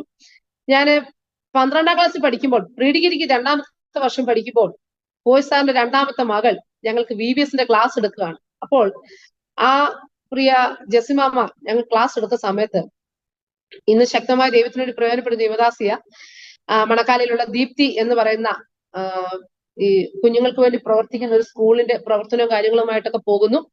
ആ ദേവദാസി ഞങ്ങളെ ഇങ്ങനെ പഠിപ്പിച്ചുകൊണ്ടിരുന്നപ്പോൾ പറഞ്ഞു: നിങ്ങളുടെ ജീവിത പങ്കാളിക്ക് വേണ്ടി പ്രാർത്ഥിച്ചു തുടങ്ങണം. അപ്പോൾ എന്റെ മാതാവ് ഒരു സമയം മുതൽ പ്രാർത്ഥിക്കുന്നുണ്ടെങ്കിൽ നമ്മൾ അങ്ങനെ ഒരു പ്രാർത്ഥന പ്രാർത്ഥിച്ചിട്ടില്ല. പക്ഷേ നിങ്ങളുടെ ജീവിത പങ്കാളിക്ക് വേണ്ടി നിങ്ങൾ പ്രാർത്ഥിക്കണം. ദൈവത്തെ സ്നേഹിക്കുന്ന, അത് കഴിഞ്ഞ് നിങ്ങളെ സ്നേഹിക്കുന്ന ഒരു ജീവിത പങ്കാളി തരുവാൻ വേണ്ടി നിങ്ങൾ പ്രാർത്ഥിക്കണം, നിങ്ങൾ അടയാളം വെച്ച് പ്രാർത്ഥിക്കണം എന്നൊക്കെ പറഞ്ഞ് ഞങ്ങളെ പ്രാർത്ഥനയ്ക്ക് വേണ്ടി സമർപ്പിച്ച ഒരു സമയം ഞാൻ ഓർക്കുന്നു. അങ്ങനെ ആ കാലഘട്ടങ്ങളിൽ ഞാൻ പ്രാർത്ഥിപ്പാൻ തുടങ്ങി. ദൈവമേ, ഞാൻ ചില അടയാളങ്ങളൊക്കെ പറഞ്ഞ് ദൈവത്തിന് ഞാൻ പ്രാർത്ഥിപ്പാനിടയാണ്. എന്റെ വിവാഹത്തിന് എന്നെ കാണുവാൻ വരുന്ന ദേവദാസൻ എന്നെ കാണുവാൻ വരുന്ന തലേ ദിവസം രാത്രി ദൈവം എനിക്കൊരു അടയാളം തന്നു. തന്റെ ശബ്ദത്തെ കുറിച്ചുള്ള ഒരു അടയാളം ദൈവം എനിക്ക് തരുവാനിടയായി. പിറ്റേ ദിവസം ദേവദാസൻ എന്നെ കാണാൻ വരുന്നു. അപ്പോൾ അങ്ങനെ തന്റെ ശബ്ദം അതെനിക്കൊരു അടയാളമായി ദൈവം തന്നത്, അതേ ധ്വനി എനിക്ക് കേൾക്കുവാനിടയായി. അങ്ങനെ ഞാൻ എന്റെ പിതാവിനോടും മാതാവിനോടും ഇത് തന്നെയാണ് എന്നുള്ളത് പറയുവാനിടയായി. അങ്ങനെ ഞങ്ങൾ കുടുംബജീവിതത്തിൽ പ്രവേശിച്ച് കർത്താവിന്റെ കൃപയിൽ 2000 ഞങ്ങളുടെ വിവാഹം നടപ്പാനിടയായി. ഈ 2000 വിവാഹം നടന്ന് ഞങ്ങൾ അന്ന് ദേവദാസൻ അസംബ്ലീസ് ഓഫ് ഗോഡിന്റെ പ്രവർത്തനങ്ങളുടെ ബന്ധത്തിൽ മൂവാറ്റുപുഴ സെക്ഷനിൽ മണ്ണത്തൂർ എന്ന് പറയുന്ന സ്ഥലത്താണ് താൻ ശുശ്രൂഷിക്കുന്നത്. തന്റെ ശുശ്രൂഷയുടെ ബന്ധത്തിൽ ഞങ്ങൾ അവിടെ ആയിരിക്കുന്നു. അപ്പോൾ തന്നെ കർത്താവിന്റെ ദാസന്റെ 10ാമത്തെ വയസ്സിൽ തന്റെ പിതാവ് ലോകത്ത് മാറ്റപ്പെട്ടതാണ്. പിന്നെ മാതാവും സഹോദരങ്ങളും ഉണ്ട്. അവരും 7 മക്കളാണ്. ഏറ്റവും ഇളയതാണ് പാസ്റ്റർ. അപ്പോൾ ഞാൻ വളർന്നു വന്ന സാഹചര്യം വളരെ വ്യത്യസ്തമായ ഒരു സാഹചര്യത്തിലേക്കാണ് ഞാൻ കടന്നു ചെല്ലുന്നത്. അപ്പോൾ എന്റെ മാതാവും പിതാവും എന്നോട് പറഞ്ഞു, എന്റെ പിതാവ് കർത്താവദാസന്റെ വീട്ടിൽ ചെന്ന് വന്നിട്ട് എന്നോട് വന്ന് പറഞ്ഞൊരു കാര്യം: പ്രാർത്ഥിക്കുന്ന ഒരു അമ്മ എവിടെയുണ്ട്, ദൈവത്തെ സേവിക്കുന്ന ഒരു പൈതലിനെ ഞാൻ കണ്ടു, മറ്റ് സാഹചര്യങ്ങളൊന്നും നോക്കണ്ട, പ്രാർത്ഥിക്കുന്ന ഒരു മാതാവ് അവിടെയുണ്ട്, അതുകൊണ്ട് ഇതിന് മുമ്പോട്ട് പോകണം എന്നുള്ള ഒരു ആഹ്വാനം. ഇന്നത്തെക്കാളും നമ്മുടെ മാതാപിതാക്കന്മാരുടെ തീരുമാനങ്ങൾ എടുക്കുവാൻ നമ്മൾ ഏറ്റവും ആഗ്രഹിക്കുന്ന ഒരു കാലഘട്ടമാണല്ലോ അന്ന്. ഇന്ന് അങ്ങനെയല്ല, വ്യത്യസ്തമാണ്. എന്നാൽ എന്റെ പിതാവ് മാതാവും ആ ഭവനത്തിൽ ചെന്ന് കണ്ട് കാര്യങ്ങൾ ക്രമീകരണം ആയി കഴിഞ്ഞപ്പോൾ എനിക്ക് ദൈവാത്മാവ് ഇങ്ങനെ ഒരു അടയാളം തന്നു കഴിഞ്ഞപ്പോൾ, അപ്പോൾ തന്നെ എന്നെക്കുറിച്ച് ദൈവദാസനും ഒരു അടയാളം ദൈവം കൊടുത്തു. അങ്ങനെ ദൈവത്താൽ ആ കാര്യങ്ങൾ ക്രമീകരിക്കപ്പെട്ട് കഴിഞ്ഞപ്പോൾ ജീവിതത്തിൽ എന്തെല്ലാം വിഷയങ്ങൾ വന്നാലും എന്റെ പിതാവ് എന്നോട് പറഞ്ഞൊരു കാര്യം, എന്റെ കല്യാണത്തലേന്ന് എന്നോട് പറഞ്ഞു, ഒരു പുതിയ ഒരു അന്തരീക്ഷത്തിലേക്ക് പോകുന്നു, അവിടെ കാര്യങ്ങൾ പലതുണ്ട്. കാരണം ഇവിടെ നമ്മളൊരു പൂമ്പാറ്റയെ പോലെയൊക്കെ നടന്നൊരു കാലഘട്ടം, ഇനി അതെല്ലാം മറന്ന് നമ്മൾ വേറൊരു ഉത്തരവാദിത്വത്തിലേക്ക് നമ്മൾ കടക്കുക. ആ ഭവനത്തിലെ വിഷയം അത് നിന്റെ വിഷയമാണ്. അത് ഇനി ഇന്ന് മുതൽ, നാളെ മുതൽ നിന്റെ മാതാവ് എന്ന് പറയുന്ന അവിടുത്തെ അമ്മയാ. അപ്പോൾ എനിക്ക് ആദ്യം കേട്ടപ്പോൾ വല്ലാത്തൊരു വേദന തോന്നി. നമ്മൾ ഇത്ര നാളും കരുതി സ്നേഹിച്ചു, ഞാനും എന്റെ പിതാവ് ഭയങ്കര ഫ്രണ്ട്ലി, ഞങ്ങൾ അങ്ങനെ ഒരു രീതിയാ ഞങ്ങൾ ജീവിച്ച് ഇതുവരെ വന്നത്. അപ്പോൾ ഞാൻ ഇങ്ങനെ ചിന്തിച്ചു, രാത്രി എനിക്ക് ഉറങ്ങാൻ കിടന്നിട്ട് പപ്പ എന്താ ഇങ്ങനെ സംസാരിച്ചു നിൽക്കുക, അന്ന് എനിക്ക് ചിന്ത തോന്നി. പക്ഷേ ജീവിതത്തിന്റെ മുൻപോട്ടുള്ള ഓരോ ഘട്ടങ്ങൾ വന്നപ്പോഴും എന്റെ പിതാവ് എന്നോട് പറഞ്ഞ, എന്റെ മാതാവ് എന്നെ പറഞ്ഞ് ധൈര്യപ്പെടുത്തിയ പല കാര്യങ്ങളും എനിക്കത് ധൈര്യത്തിന് കാരണമാകുവാനിടയായി. അങ്ങനെ ദൈവകൃപയാൽ ദേവദാസനുമായി വിവാഹം കഴിഞ്ഞ് അങ്ങനെ ഞങ്ങൾ മണ്ണത്തൂര് പ്രവർത്തനത്തിന് പോയി. മണ്ണത്തൂര് വെച്ച് നടന്ന ഒരു വിടുതലിനെ കുറിച്ച് ഞാനൊന്ന് പറഞ്ഞോട്ടെ. മണ്ണത്തൂര് ശുശ്രൂഷ കാലഘട്ടങ്ങളിൽ ദേവദാസൻ അവിടെ ഞങ്ങള് വിവാഹം കഴിഞ്ഞ് ഒരു 2 മാസം കഴിഞ്ഞപ്പോൾ അവിടെ ഒരു വാടക വീട്ടിലാണ് താമസിക്കുന്നത്. ആ വാടക വീട്ടിൽ താമസിച്ച് വരുമ്പോൾ ആ വാടക വീട്ടിൽ അന്നത്തെ സമയം എന്ന് പറയുമ്പോൾ വീട് കഴിഞ്ഞ് കുറച്ചങ്ങോട്ട് മാറിയാണ് ഈ കിണർ. അങ്ങനത്തെ കിണർ എന്ന് പറഞ്ഞാൽ നമ്മൾ ഈ താഴെ നിന്ന് വലിച്ചെടുക്കുന്ന കിണറാ. ഞാൻ അങ്ങനത്തെ കിണറ്റിൽ നിന്ന് വെള്ളം കോരിയിട്ടില്ല. അപ്പോൾ തന്നെ അതൊരു റബ്ബറും തോട്ടമാണ് ഒരു സൈഡ്, ബാക്കി ഫ്രണ്ടിൽ റോഡ്. അപ്പോൾ ദേവദാസന് ഒരു പനി വരുവാനിടയായി. പനി വന്നു, അതൊരു ലൂസ് മോഷനായി. ആകെ എന്ത് കഴിച്ചാലും, ഞാൻ ആഹാരം വെച്ച് കഴിക്കുന്നു, പക്ഷെ വയറിന് നല്ല സുഖമില്ലാതെയും അതുപോലെ ഹൈ ടെമ്പറേച്ചർ. അപ്പോൾ ഈ രാത്രിയായപ്പോൾ വെള്ളം തീർന്നു പോയി. അപ്പോൾ വേറെ ആരും നമ്മെ സഹായിക്കാനില്ല. പക്ഷേ ഞാനിങ്ങനെ ദൈവത്തിൽ സ്തോത്രമൊക്കെ പറഞ്ഞ് ഞാൻ ആ കിണറിന്റെ അവിടെ ചെന്ന്, ഞാൻ അറിയാമല്ലോ പ്രത്യേകിച്ച് നമുക്ക് ആ പരിചയമില്ലാത്തൊരു നാട്, നമ്മൾ അവിടെ ചെന്നതേ ഉള്ളൂ. ഇങ്ങനൊരു കിണറ്റിൽ നമ്മൾ വെള്ളം കോരിയിട്ടില്ലെങ്കിലും ഞാന് വെള്ളം കോരി ഏറ്റവും മുകളിൽ കൊണ്ടുവന്ന് 2 തൊട്ടി വെള്ളം കോരി, 2ാമത്തെ തൊട്ടി ഞാൻ വെള്ളം കോരി എടുത്തു വെക്കുകയും എന്റെ കാൽ ചവിട്ടിയിരുന്ന കമ്പ് ഒടിയുവാനിടയായി. ദൈവത്തിന്റെ കരം എന്നെ താങ്ങി എന്നല്ലാതെ എനിക്ക് വേറൊന്നും പറയാനില്ല. ഞാന് ദൈവദാസനോട് അന്നേരം ഒന്നും പറഞ്ഞില്ല. അന്നേരം ഒരു പെട്ടെന്നൊരു ധൈര്യം ദൈവം എനിക്ക് തന്നു. ഞാൻ ബാക്കി കാര്യങ്ങളൊക്കെ ദൈവദാസനോട് ശുശ്രൂഷയൊക്കെ ചെയ്തു. പക്ഷേ ഓരോ ദിവസങ്ങൾ കഴിയുന്നതോറും ഇപ്പൊ രാവിലെ ആയപ്പോൾ ദേവദാസൻ ചോദിച്ചു, ഈ കമ്പ് എങ്ങനെ ഒടിഞ്ഞ്? പാസ്റ്റർക്ക് പക്ഷെ അങ്ങോട്ട് എനിക്ക് പറയാനും മേല. കാരണം വിവാഹം കഴിഞ്ഞ് 2 മാസം ആകുന്നേ ഉള്ളൂ. എന്തെങ്കിലും സംഭവിച്ചു പോയെങ്കിൽ, അവിടെ വെച്ച് എന്തെങ്കിലും ഒരു ബുദ്ധിമുട്ട് വന്നെങ്കിൽ എനിക്ക് അതൊരു ഒരു ഒരു വിഷമം. കാരണം ദേവദാസനെ ഇവിടെ ആൾക്കാർ എന്താ ചോദിക്കുക, എന്താ പറയാ, കാരണം പാസ്റ്റർ ഒന്നും അറിഞ്ഞിട്ടുമില്ല. പക്ഷേ പിന്നീടാണ് ഞാൻ ഈ വിവരം പറയുന്നത്. ഇങ്ങനൊരു, പക്ഷെ ദൈവം എന്നെ ഉള്ളം കരുതി താങ്ങിയെന്ന് പറഞ്ഞാൽ മതി. ഞാൻ അങ്ങനെ കമ്പൊടിഞ്ഞ് ഞാൻ ആ കിണറ്റിൽ വീണിരുന്നെങ്കിൽ ആരും അറിയത്തില്ല, ദേവദാസൻ പോലും അറിയത്തില്ല. കാരണം രാത്രി തീരെ വയ്യ കിടക്കല്ലേ. പക്ഷേ ദൈവത്തിന്റെ കരം എന്നെ താങ്ങി എന്റെ കർത്താവ് അന്ന് വിടുവിപ്പാനിടയായി. ഇതിനു മുമ്പ് മുതലേ, ബാല്യം മുതലേ നമുക്ക് ഓരോ രോഗങ്ങളോ കഷ്ടങ്ങളൊക്കെ വരുമ്പോൾ എന്റെ മമ്മിയെ സംബന്ധിച്ച് പ്രാർത്ഥിച്ച് സൗഖ്യം നേടുക, ഇതാണ് എന്റെ മമ്മിയുടെ ഒരു മരുന്ന്. അപ്പോൾ അങ്ങനെ വന്ന് ഇതെല്ലാം കണ്ടുകേട്ട് നമ്മൾ വളർന്നു വന്നത് കൊണ്ട് ഈ ഒരു വിഷയം വന്നപ്പോഴും ഞാൻ ആദ്യം എനിക്ക് പേടി തോന്നിയെങ്കിൽ പിന്നെ ആ വിഷയത്തിൽ നിന്ന് ദൈവം എന്നെ കരകയറ്റി. അങ്ങനെ ശക്തമായ ഒരു സഭ അവിടെ ഉടലെടുക്കുവാനിടയായി. അത് കഴിഞ്ഞ് മാതാവിന്റെ പിന്നെ വെൺമണി മാതാവിന്റെ നമ്മൾ ടേക്ക് കെയറിന്റെ ഒരു സാഹചര്യം വന്നപ്പോൾ, ഇളയ മകനാണല്ലോ, അപ്പോൾ പിതാവ് മരിക്കുന്നതിന് മുമ്പേ മാതാവിനെ ഏൽപ്പിച്ചിട്ട് പോയതാണ്. അതുകൊണ്ട് അതും നമുക്ക് ചെയ്യേണ്ട ഒരു ഉത്തരവാദിത്വം ഉള്ളത് കൊണ്ട് മാതാവിനെ നമ്മൾ ടേക്ക് കെയർ ചെയ്യേണ്ടതുകൊണ്ട് ഞങ്ങള് അങ്ങനെ ഭവനത്തിലേക്ക് വന്നു. പിന്നെ വെൺമണി താമസിച്ചുകൊണ്ട് ഞങ്ങൾ ഇങ്ങനെ ശുശ്രൂഷയ്ക്ക് പോകുവാനും വരുവാനും തുടങ്ങി. അങ്ങനെ മൂവാറ്റുപുഴയിൽ നിന്ന് ഞങ്ങൾ പിന്നെ തിരുവല്ല സെക്ഷനിലേക്ക് കടന്നു വരികയായി.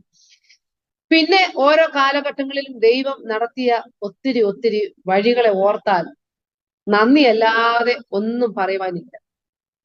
ഞങ്ങളുടെ കുടുംബജീവിതത്തില് മാനുഷികമായി നമ്മൾ പല ആഗ്രഹങ്ങളും കാര്യങ്ങളും ഉണ്ടെങ്കിലും ദൈവസന്നിധിയിൽ ഞങ്ങൾ ഇങ്ങനെ പ്രാർത്ഥിച്ചു കൊണ്ടിരുന്നു. അപ്പോൾ എന്റെ മൂത്ത സഹോദരൻ വിവാഹിതനാണെങ്കിലും തനിക്ക് മക്കൾ ആയില്ല. അപ്പോൾ എന്റെ മാതാവിന്റെ പിതാവിന്റെ ഒരു ദുഃഖം ഞങ്ങളിങ്ങനെ മനസ്സിലാക്കി ഞങ്ങളിങ്ങനെ പ്രാർത്ഥിച്ചു വരുമ്പോൾ 2000 അവസാനം കഴിഞ്ഞപ്പോൾ 2001 ആരംഭമായപ്പോൾ ഒരു ദേവദാസി, ഞങ്ങൾ അന്ന് ശുശ്രൂഷിക്കുന്ന വേങ്ങൽ എന്ന് പറയുന്ന സ്ഥലത്താണ്. ഞാൻ ഈ പറയുന്നത് നമ്മളുടെ ചില വിശ്വാസങ്ങൾ വർദ്ധിക്കുവാൻ വേണ്ടി ദൈവം നമുക്ക് തരുന്ന ഒരു അടയാളത്തെ കുറിച്ച് പറയാൻ വേണ്ടി. ഞാൻ അങ്ങനെ അവിടെ ആയിരിക്കുന്ന സമയത്ത് ദൈവത്തിന് വേണ്ടി ദൈവം വേർതിരിച്ചു കൊണ്ടുവന്ന ഒരു ദേവദാസി നല്ല ശക്തിയായ ഒരു ദേവദാസി ഇന്ന് നിത്യതയിൽ വിശ്രമിക്കുന്നു. ആ ദേവദാസി അവിടെ വന്ന് ശുശ്രൂഷിച്ച് കഴിഞ്ഞ് വെളിയിൽ ഇറങ്ങി കഴിഞ്ഞ് എന്നോട് ഇങ്ങനെ സംസാരിക്കുമ്പോൾ എന്നോട് ചോദിച്ചു, എന്നാ ഉണ്ട് വിശേഷം? ഞാൻ ജസ്റ്റ് പറഞ്ഞു, വിശേഷം ഒന്നുമില്ല, സുഖമായിരിക്കുന്നു. അപ്പോൾ ആൾ അല്പം സൈസ് കൊണ്ട് ഭയങ്കര നീളവും മണ്ണവും ഇച്ചിരി അടഞ്ഞ നിറമൊക്കെ ഉള്ള ഒരു ദേവദാസിയാണ്. അപ്പോൾ എന്നോട് വീണ്ടും ചോദിച്ചു, എന്നാ ഉണ്ട് വിശേഷം? ഞാൻ പറഞ്ഞു, ഒന്നുമില്ല. അപ്പോൾ മൂന്നാമത് എന്നോട് ചോദിച്ചു, അല്ല നിനക്ക് വിശേഷമുണ്ട്. അപ്പോൾ സത്യത്തിൽ ഞാൻ ചിരിച്ചത് മറ്റൊന്നുമല്ല. ആ ദേവദാസ് എന്നോട് പറഞ്ഞു, 2.5 മാസം പ്രായമുള്ള ദൈവദാസനെ പോലിരിക്കുന്ന ഒരു ആൺകുഞ്ഞ് നിന്റെ ഉദരത്തിലുണ്ടെന്ന് പറഞ്ഞു. എനിക്ക് മാനുഷികമായി വിശ്വസിക്കാൻ കഴിഞ്ഞില്ല. ഞാന് ദൈവസന്നിധിയില് അപ്പോൾ പെട്ടെന്ന് എന്നോട് പറഞ്ഞു, പാസ്റ്ററെ വിളിക്കാൻ പറഞ്ഞു. പാസ്റ്ററെ വെളിയിൽ വിളിച്ച് നിർത്തിച്ച് പറഞ്ഞു, പാസ്റ്ററെ കൈവെക്ക, പ്രാർത്ഥിക്കാൻ പറഞ്ഞു. എന്നിട്ട് പറഞ്ഞു, നാളെ തന്നെ പോയി ചെക്ക് ചെയ്തു, 2.5 മാസം പ്രായമുള്ള ഒരു ആൺകുഞ്ഞ്, അത് അടയാളം പറഞ്ഞത് പാസ്റ്ററെ പോലെ തന്നെ ഇരിക്കുന്ന ഒരു ആൺകുഞ്ഞിനെ ദൈവാത്മാവ് കാണിക്കുന്നു എന്ന് പറഞ്ഞു. എന്നിട്ട് എന്നോട് ചില ആലോചനകൾ പറഞ്ഞത്, 8-ാം മാസമാകുമ്പോൾ ഇതിനെ ചാവിള്ളയാക്കി കളയുവാൻ ശത്രു നോട്ടമിട്ടിട്ടുണ്ട്. അപ്പോൾ തന്നെ നിന്റെ പിൻതലമുറയെ കാണിക്കുകയില്ല എന്ന് പറഞ്ഞ് നിന്റെ പിതാവിന്റെ ശുശ്രൂഷയ്ക്കും പിതാവിന്റെ ആയുസ്സിനുമെതിരെ ഒരു പോരാട്ടമുണ്ട്. അതുകൊണ്ട് ശക്തമായി പ്രാർത്ഥിച്ചുകൊള്ളാം. അങ്ങനെ ദൈവാത്മാവ് നടത്തിയ ആ വഴികളെ ഓർത്താൽ പിറ്റേ ദിവസം തന്നെ ഞങ്ങൾ അടൂരുള്ള ഹോസ്പിറ്റലിൽ ചെന്നു. ഞാന് ചെന്ന് ടെസ്റ്റ് ചെയ്തപ്പോൾ പോസിറ്റീവാണ്. ഡോക്ടറിനോട് ചോദിച്ചു, എത്ര മാസമായി? അവർ ലാസ്റ്റ് MBV ഒക്കെ നോക്കിയിട്ട് അവർ പറഞ്ഞു, നിന്റെ മാസം. അപ്പൊ ഞാൻ 2.5 മാസം പറഞ്ഞപ്പോൾ എന്നോട് പറഞ്ഞില്ല, നിന്റെ കണക്കും പ്രകാരം ഇത് തെറ്റാ. ഞാൻ പറഞ്ഞു, അല്ല ഡോക്ടറെ, 2.5 മാസമായി. അപ്പോൾ ഉടനെ ഈ പുള്ളിക്കാരി പറഞ്ഞു, അങ്ങനെ പറഞ്ഞിട്ട് കാര്യമില്ല, ഞങ്ങൾക്ക് സ്കാൻ ചെയ്യണം. ഈ ഡോക്ടറിന് നേരിട്ട് റേഡിയോളജി ഡോക്ടർ എടുത്ത് വന്ന് അവർ ഒരുമിച്ച് സ്കാൻ ചെയ്തു. സ്കാൻ ചെയ്തിട്ട് പറഞ്ഞു, നിനക്ക് എങ്ങനെ മനസ്സിലായി 2.5 മാസമായെന്ന്? ഞാൻ പറഞ്ഞു, എനിക്കറിയാം, പക്ഷെ അവിടെ നമുക്ക് പറയാൻ പറ്റും ഇന്നപോലെ ദേവദാസി പറഞ്ഞാണെന്ന്. ഞാൻ പറഞ്ഞില്ല. അത് കഴിഞ്ഞ് പുള്ളിക്കാരി സ്കാനിങ് റിപ്പോർട്ട് നോക്കിയിട്ട് എന്നോട് പറഞ്ഞു, നീ പറഞ്ഞത് കറക്റ്റാ, 2.5 മാസമായിരുന്നു. അങ്ങനെ 2.5 മാസം മുതൽ അതിനു മുമ്പുള്ള കെയറിംഗ് നമുക്ക് കൊടുക്കാൻ പറ്റിയില്ലെങ്കിലും അതുവരെയും നമ്മൾ എല്ലാ കാര്യങ്ങളും ആക്റ്റീവായി നിൽക്കുവാൻ ദൈവം എനിക്ക് അവസരങ്ങൾ തന്നിട്ടുണ്ട്. കാര്യങ്ങളിലൊക്കെ നമ്മളിങ്ങനെ മുൻപന്തിയിൽ തന്നെ നിന്നു, കാര്യങ്ങളൊക്കെ ചെയ്തു പോകുന്നു. അങ്ങനെ വീട്ടിലെ ഉത്തരവാദിത്വം, സഭയുടെ കാര്യങ്ങൾ ഇങ്ങനെയൊക്കെ ഉണ്ടെങ്കിലും ഒരു പ്രഗ്നന്റ് ആയെന്ന് പറഞ്ഞ് നമ്മൾ ഒരു ദിവസം പോലും അങ്ങനെ റെസ്റ്റ് എടുക്കുവാനോ താല്പര്യപ്പെടാതെ ദൈവനാമത്തിലൂടെ ഓടുവാൻ ദൈവം എനിക്ക് ഭാഗ്യം തന്നു. കാര്യങ്ങളൊക്കെ ചെയ്യുവാനുള്ള അവസരങ്ങൾ ദൈവം തന്നു. അതെല്ലാം സന്തോഷത്തോടെ കാര്യങ്ങൾ ചെയ്തു. എന്നാൽ ദൈവാത്മാവ് പറഞ്ഞൊരു കാര്യമുണ്ടെങ്കിൽ അത് തെറ്റുപറ്റുകയില്ല. ദൈവാത്മാവ് മുന്നമേ ഒരു വിഷയം അറിയിക്കുന്നുവെങ്കിൽ അതിനുള്ള വിടുതൽ തരുവാൻ വേണ്ടിയാണ് ദൈവാത്മാവ് ആ വിഷയം അറിയിക്കുന്നത്. അങ്ങനെ ഒരു രാത്രിയായി എന്നെ വിളിച്ചുകൊണ്ട് പോയെങ്കിൽ തിരിച്ച് വീട്ടിൽ തന്നെ എന്നെ കൊണ്ടുവന്നു. ഒരു രാത്രിയായപ്പോൾ അസഹ്യമായ ബുദ്ധിമുട്ട് എനിക്ക് സംഭവിക്കുക. എനിക്കറിയില്ല, അപ്പോൾ ഞാൻ തന്നെ മരിക്കും. അത്രയ്ക്ക് എന്നെ വല്ലാതെ എനിക്ക് ടോയ്ലറ്റിൽ പോകണോ അല്ലെങ്കിൽ വെള്ളം കുടിക്കണോ ഛർദ്ദിക്കണോ എന്താ ചെയ്യണത് എനിക്കറിയില്ല. ഞാൻ ആകെ അസ്വസ്ഥയാവുക. അപ്പോൾ ആദ്യം ഞാൻ ദേവദാസിനെ വിളിച്ചില്ല, പക്ഷെ എനിക്ക് ടോയ്ലറ്റിൽ പോകാൻ നോക്കിയിട്ട് പറ്റുന്നില്ല. അപ്പൊ ഞാൻ പാസ്റ്ററെ വിളിച്ചു. എന്നോട് ചെന്ന അപ്പോൾ ഞങ്ങൾ പെൺമണി അമ്മ അപ്പുറത്തെ റൂമിലുണ്ട്. അമ്മയ്ക്ക് ഈ ടെൻഷൻ ഉള്ളതുകൊണ്ട് അമ്മ പെട്ടെന്ന് എഴുന്നേറ്റ് ചോദിച്ചു, എന്താ മക്കളെ, എന്തെങ്കിലും ബുദ്ധിമുട്ടുണ്ടോ? അപ്പോൾ ഞാൻ പറഞ്ഞു, ഒന്നും ഇല്ലമ്മേ. അപ്പോൾ അങ്ങനെ ടോയ്ലറ്റിൽ പോയി. പക്ഷെ എനിക്ക് യൂറിൻ പാസ് ചെയ്യാൻ ഒന്നും പറ്റുന്നില്ല. പക്ഷെ എനിക്ക് എന്തെന്നില്ലാത്തൊരു ബുദ്ധിമുട്ട്. ഉടനെ പാസ്റ്റർ എന്നോട് ചോദിച്ചു, ഇന്ന് എത്ര ഡേറ്റ്? അപ്പോൾ ഞാൻ പറഞ്ഞു, നാളെ 8 തുടങ്ങുകയാണ്. 8-ാം മാസം നാളെ തുടങ്ങുകയാണ്. ദൈവാത്മാവ് പറഞ്ഞത് 8-ാം മാസത്തിൽ ഇതിനെ ചാവിള്ളയാക്കി കളയുവാൻ ശത്രു നോക്കുന്നുണ്ട്. അതുകൊണ്ട് ശക്തമായി പ്രാർത്ഥിക്കണമെന്ന് പറഞ്ഞല്ലോ. നിങ്ങൾക്ക് കേൾക്കണമോ? ആ രാത്രിയിൽ ദൈവാത്മാവ് ഇത് ഓർമ്മിപ്പിച്ചു കഴിഞ്ഞപ്പോൾ ദൈവദാസനും പ്രിയ മാതാവും ഞാനും കൂടെ ചേർന്ന് ഉദരത്തിന്മേൽ കൈവച്ച്, അതുവരെ എനിക്ക് നന്നായി ഫീൽ ചെയ്യുന്നുണ്ട്. കാരണം ഇത് ഇളക്കി മറിയുന്നത് പോലൊക്കെ എനിക്കങ്ങ് ഫീൽ ചെയ്യുക. പക്ഷെ കൈവച്ച് ശക്തമായി പ്രാർത്ഥിച്ച് അതിനെ ശാസിച്ചു കഴിഞ്ഞപ്പോൾ പിന്നെ ഞാൻ പെട്ടെന്ന് ശാന്തമായി ഉറങ്ങുവാനിടയായി. ആ ദൈവം ആ ചെയ്തതിന് നമ്മൾക്ക് ഇനി അതൊരു വിശ്വാസമാകണ്ടേ? അത് കഴിഞ്ഞ് അടുത്ത ആഴ്ച ഞാൻ ചെക്കപ്പിന് വേണ്ടി പോകുമ്പോൾ എനിക്ക് സ്കാനിങ് ഉണ്ട്.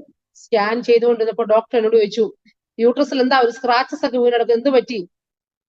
അപ്പോൾ നമുക്ക് വിശ്വസിക്കുവാനുള്ളൊരു കാര്യമായി. അപ്പോൾ ഞാൻ പറഞ്ഞു, ഡോക്ടറെ കുഴപ്പമൊന്നുമില്ല. അപ്പൊ എന്നോട് ചോദിച്ചു, അങ്ങനെയല്ല, കുഞ്ഞ് നല്ലപോലെ ഇളകി മറിഞ്ഞിട്ടുണ്ടല്ലോ, അതിന്റെ സ്ക്രാച്ചസ് യൂട്രസിൽ കാണുന്നുണ്ടല്ലോ.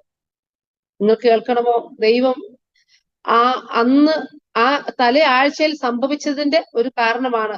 അത് എന്താണെന്നുള്ളത് നമുക്ക് മനസ്സിലാക്കാൻ വേണ്ടിയാണ് ചില സ്ക്രാച്ചസ് പോലെ അവിടെ വന്നത്. എന്നാൽ എന്റെ ദൈവം എന്നെ സൂക്ഷിപ്പാനിടയായി. ദൈവം എനിക്ക് അനുഗ്രഹിക്കപ്പെട്ട ദൈവദാസിയെ ദൈവാത്മാവ് കാണിച്ചതുപോലെ തന്നെ ദൈവദാസനെ പോലെ ഇരിക്കുന്ന ഒരു മകനെ ദൈവം ഞങ്ങൾക്ക് ദാനം തരുവാനിടയായി. അപ്പോൾ തന്നെ എന്നോട് പറഞ്ഞ വേറൊരു ആലോചനയാണ്, നിന്റെ പിതാവിനെ പിന്തലമുറയെ കാണിക്കുകയില്ല എന്ന് പറയുന്ന ഒരു വാദിക്കുന്ന ഒരു ശക്തി ഉണ്ട്, അതിനുവേണ്ടി ശക്തമായി പ്രാർത്ഥിക്കണമെന്ന്. ഞാൻ മോനെ 5-ാം മാസം ഞാൻ കൺസീവ് ആയിരിക്കുമ്പോൾ 5-ാം മാസം കഴിഞ്ഞപ്പോൾ ഒരു വൈകിയ സമയമായപ്പോൾ എനിക്ക് എന്തെന്നില്ലാത്ത മാനസിക വിഷമം. എനിക്ക് എനിക്കങ്ങ് എന്റെ മനസ്സിൽ അപ്പോൾ ഞാൻ ഇങ്ങനെ വല്ലാതെ ഭാരപ്പെട്ടു. നിങ്ങൾ കേൾക്കണമോ, വൈകിട്ടായപ്പോൾ എന്റെ മാതാവ് എന്റെ മൂത്ത സഹോദരിയെ കൊണ്ട്, മൂത്ത നാത്തൂനെയും കൊണ്ട് ഹോസ്പിറ്റലിലായിരുന്ന സമയത്ത്, അപ്പോൾ ഈ ഈ സമയത്ത് തന്നെ വേറൊരു സംഭവം നടന്നത്, എന്റെ മൂത്ത സിസ്റ്ററിലോയും കൺസീവ് ആയി, പക്ഷെ അത് അബോർഷനായി പോയി. അങ്ങനെ ആ പ്രിയപ്പെട്ടവളെ കൊണ്ട് എന്റെ മാതാവ് ഹോസ്പിറ്റലായിരിക്കുമ്പോൾ എന്റെ പിതാവ് സ്കൂട്ടർ എടുത്തൊന്ന് പോയതാണ്. പക്ഷെ വേറൊരു വണ്ടി വന്ന് തട്ടിയിട്ട് എന്റെ പിതാവ് ഏകദേശം 18 ദിവസത്തോളം അബോധാവസ്ഥയിൽ ICUവിൽ കിടപ്പാനിടയായി. അപ്പോൾ ഞാൻ ദൈവത്തോട് ചോദിച്ചു, കർത്താവേ, നീ പറഞ്ഞൊരു ആലോചനയുണ്ട്, എന്റെ പിതാവിനെ പിന്തലമുറയെ കാണിക്കുകയില്ല എന്ന് പറയുന്ന ആ വാദിക്കുന്ന ആ ശക്തിയെ സ്വർഗത്തിൽ ദൈവം ശാസിക്കണം. എന്റെ പിതാവ് ആഗ്രഹിക്കുന്ന ഒരു കാര്യമാണെങ്കിൽ ദൈവമേ, നീ തന്ന ദാനത്തെ കാണുവാൻ ആയുസ്സും ആരോഗ്യത്തോടെ കർത്താവ് തരണമെന്ന് പ്രാർത്ഥിപ്പാനിടയായി. അനേകം മക്കൾ പ്രാർത്ഥിച്ചു. അന്ന് പകലും എന്റെ പിതാവ് ഒരു ശുശ്രൂഷയ്ക്ക് പോയി പങ്കെടുത്തിട്ട് വന്നതാണ്.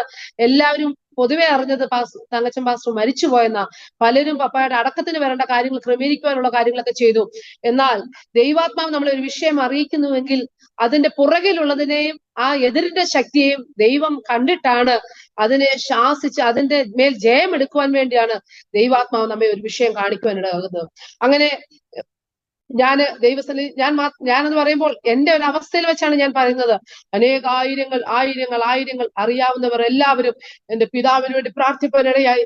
ICUവിൽ ഞാൻ ചെന്ന് കാണുമ്പോൾ ഞാൻ ഇങ്ങനെ പറഞ്ഞു, പപ്പായെ ഞാൻ വിളിച്ചിട്ട് ഞാൻ പറഞ്ഞു, ദൈവം തന്ന കുഞ്ഞിനെ കാണണ്ടേ, അതുകൊണ്ട് എഴുന്നേറ്റ് വരണം എന്ന് എന്റെ പിതാവിനെ ഞാൻ പറയുവാനിടയായി. നിങ്ങൾക്ക് കേൾക്കണമോ, ഡോക്ടർമാർ അന്ന് അവർ വിധി എഴുതി, ഒന്നുകിൽ ഓപ്പറേഷൻ ചെയ്യണം, ഓപ്പറേഷന് വിധേയനാകുന്നില്ല എങ്കിൽ ഇദ്ദേഹം ഇനി എഴുന്നേൽക്കുകയില്ല, അഥവാ ഇനി എഴുന്നേറ്റാലും ഒരു വശം തളർന്നു പോകും, അല്ലെങ്കിൽ കണ്ണിന് കാഴ്ച ഉണ്ടാകത്തില്ല, അല്ലെങ്കിൽ ചെവിക്ക് കേൾവിയുണ്ടാകത്തില്ല, ഇതേതെങ്കിലും ഒക്കെ സംഭവിക്കും, അതുകൊണ്ട് ഓപ്പറേഷൻ ചെയ്യണം. ഞങ്ങൾ എല്ലാവരും ചേർന്ന് തീരുമാനമെടുത്തു, വേണ്ട, ഓപ്പറേഷൻ കൂടാതെ ദൈവം വിടുവിക്കും. വേറൊരു ഹോസ്പിറ്റലിൽ കൊണ്ടുപോകുന്നില്ല.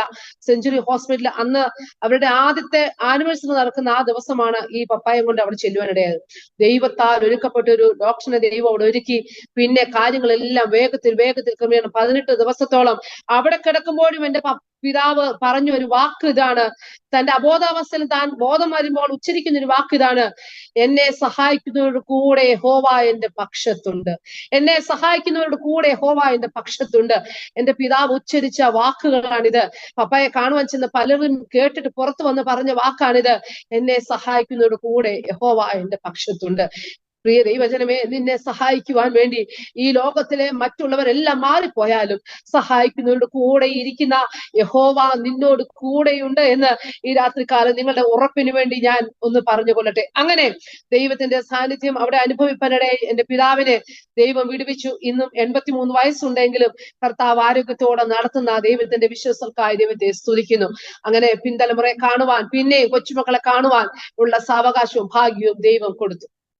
അങ്ങനെ ഞങ്ങളുടെ ഈ ജീവിതം മുമ്പോട്ട് പോകുമ്പോൾ ശുശ്രൂഷ കാലഘട്ടങ്ങളിൽ ഞങ്ങൾ തേവരി എന്ന് പറയുന്ന സ്ഥലത്ത് വരുമ്പോൾ ദേവദാസി പറഞ്ഞതുപോലെ തന്റെ സഹോദരി ഞങ്ങളെ അവിടെ ആയിരിക്കുമ്പോഴാണ് ആ കുടുംബം, ആ സഹോദരിയുടെ ഭർത്താവിന്റെ കുടുംബം വിശ്വാസത്തിലേക്ക് വരുവാനിടയായി തീർന്നത്. ജ്ഞാനായ പശ്ചാത്തലത്തിൽ നിന്ന് വിശ്വാസത്തിൽ കടന്നു വന്ന ആ പ്രിയ കുടുംബം ഞങ്ങൾ ചെന്ന് കഴിഞ്ഞ് ഏറിയ കാലം കൊണ്ട് അനേക ദൈവമക്കൾ പ്രാർത്ഥിക്കുന്നുള്ള ഒരു ഭവനമാണെങ്കിലും, അല്ലെങ്കിൽ സന്ദർശനത്തിൽ ചെല്ലുമായിരുന്നുവെങ്കിലും അവിടുത്തെ പ്രിയ പിതാവ് ഭയങ്കര എതിരുള്ള പിതാവായിരുന്നാൽ ആ പിതാവിനെ ദൈവം കണ്ടു, മുന്നമേ കണ്ടു. ആ മാതാവിനെ, പിതാവിനെ, 2 സഹോദരങ്ങളെയും അവരുടെ കുടുംബജീവിതം, അവരുടെ വിവാഹം വരെയും നടത്തുവാൻ 2 വർഷം കൊണ്ട് കർത്താവ് ഞങ്ങൾക്ക് അവസരങ്ങളെ തന്നു.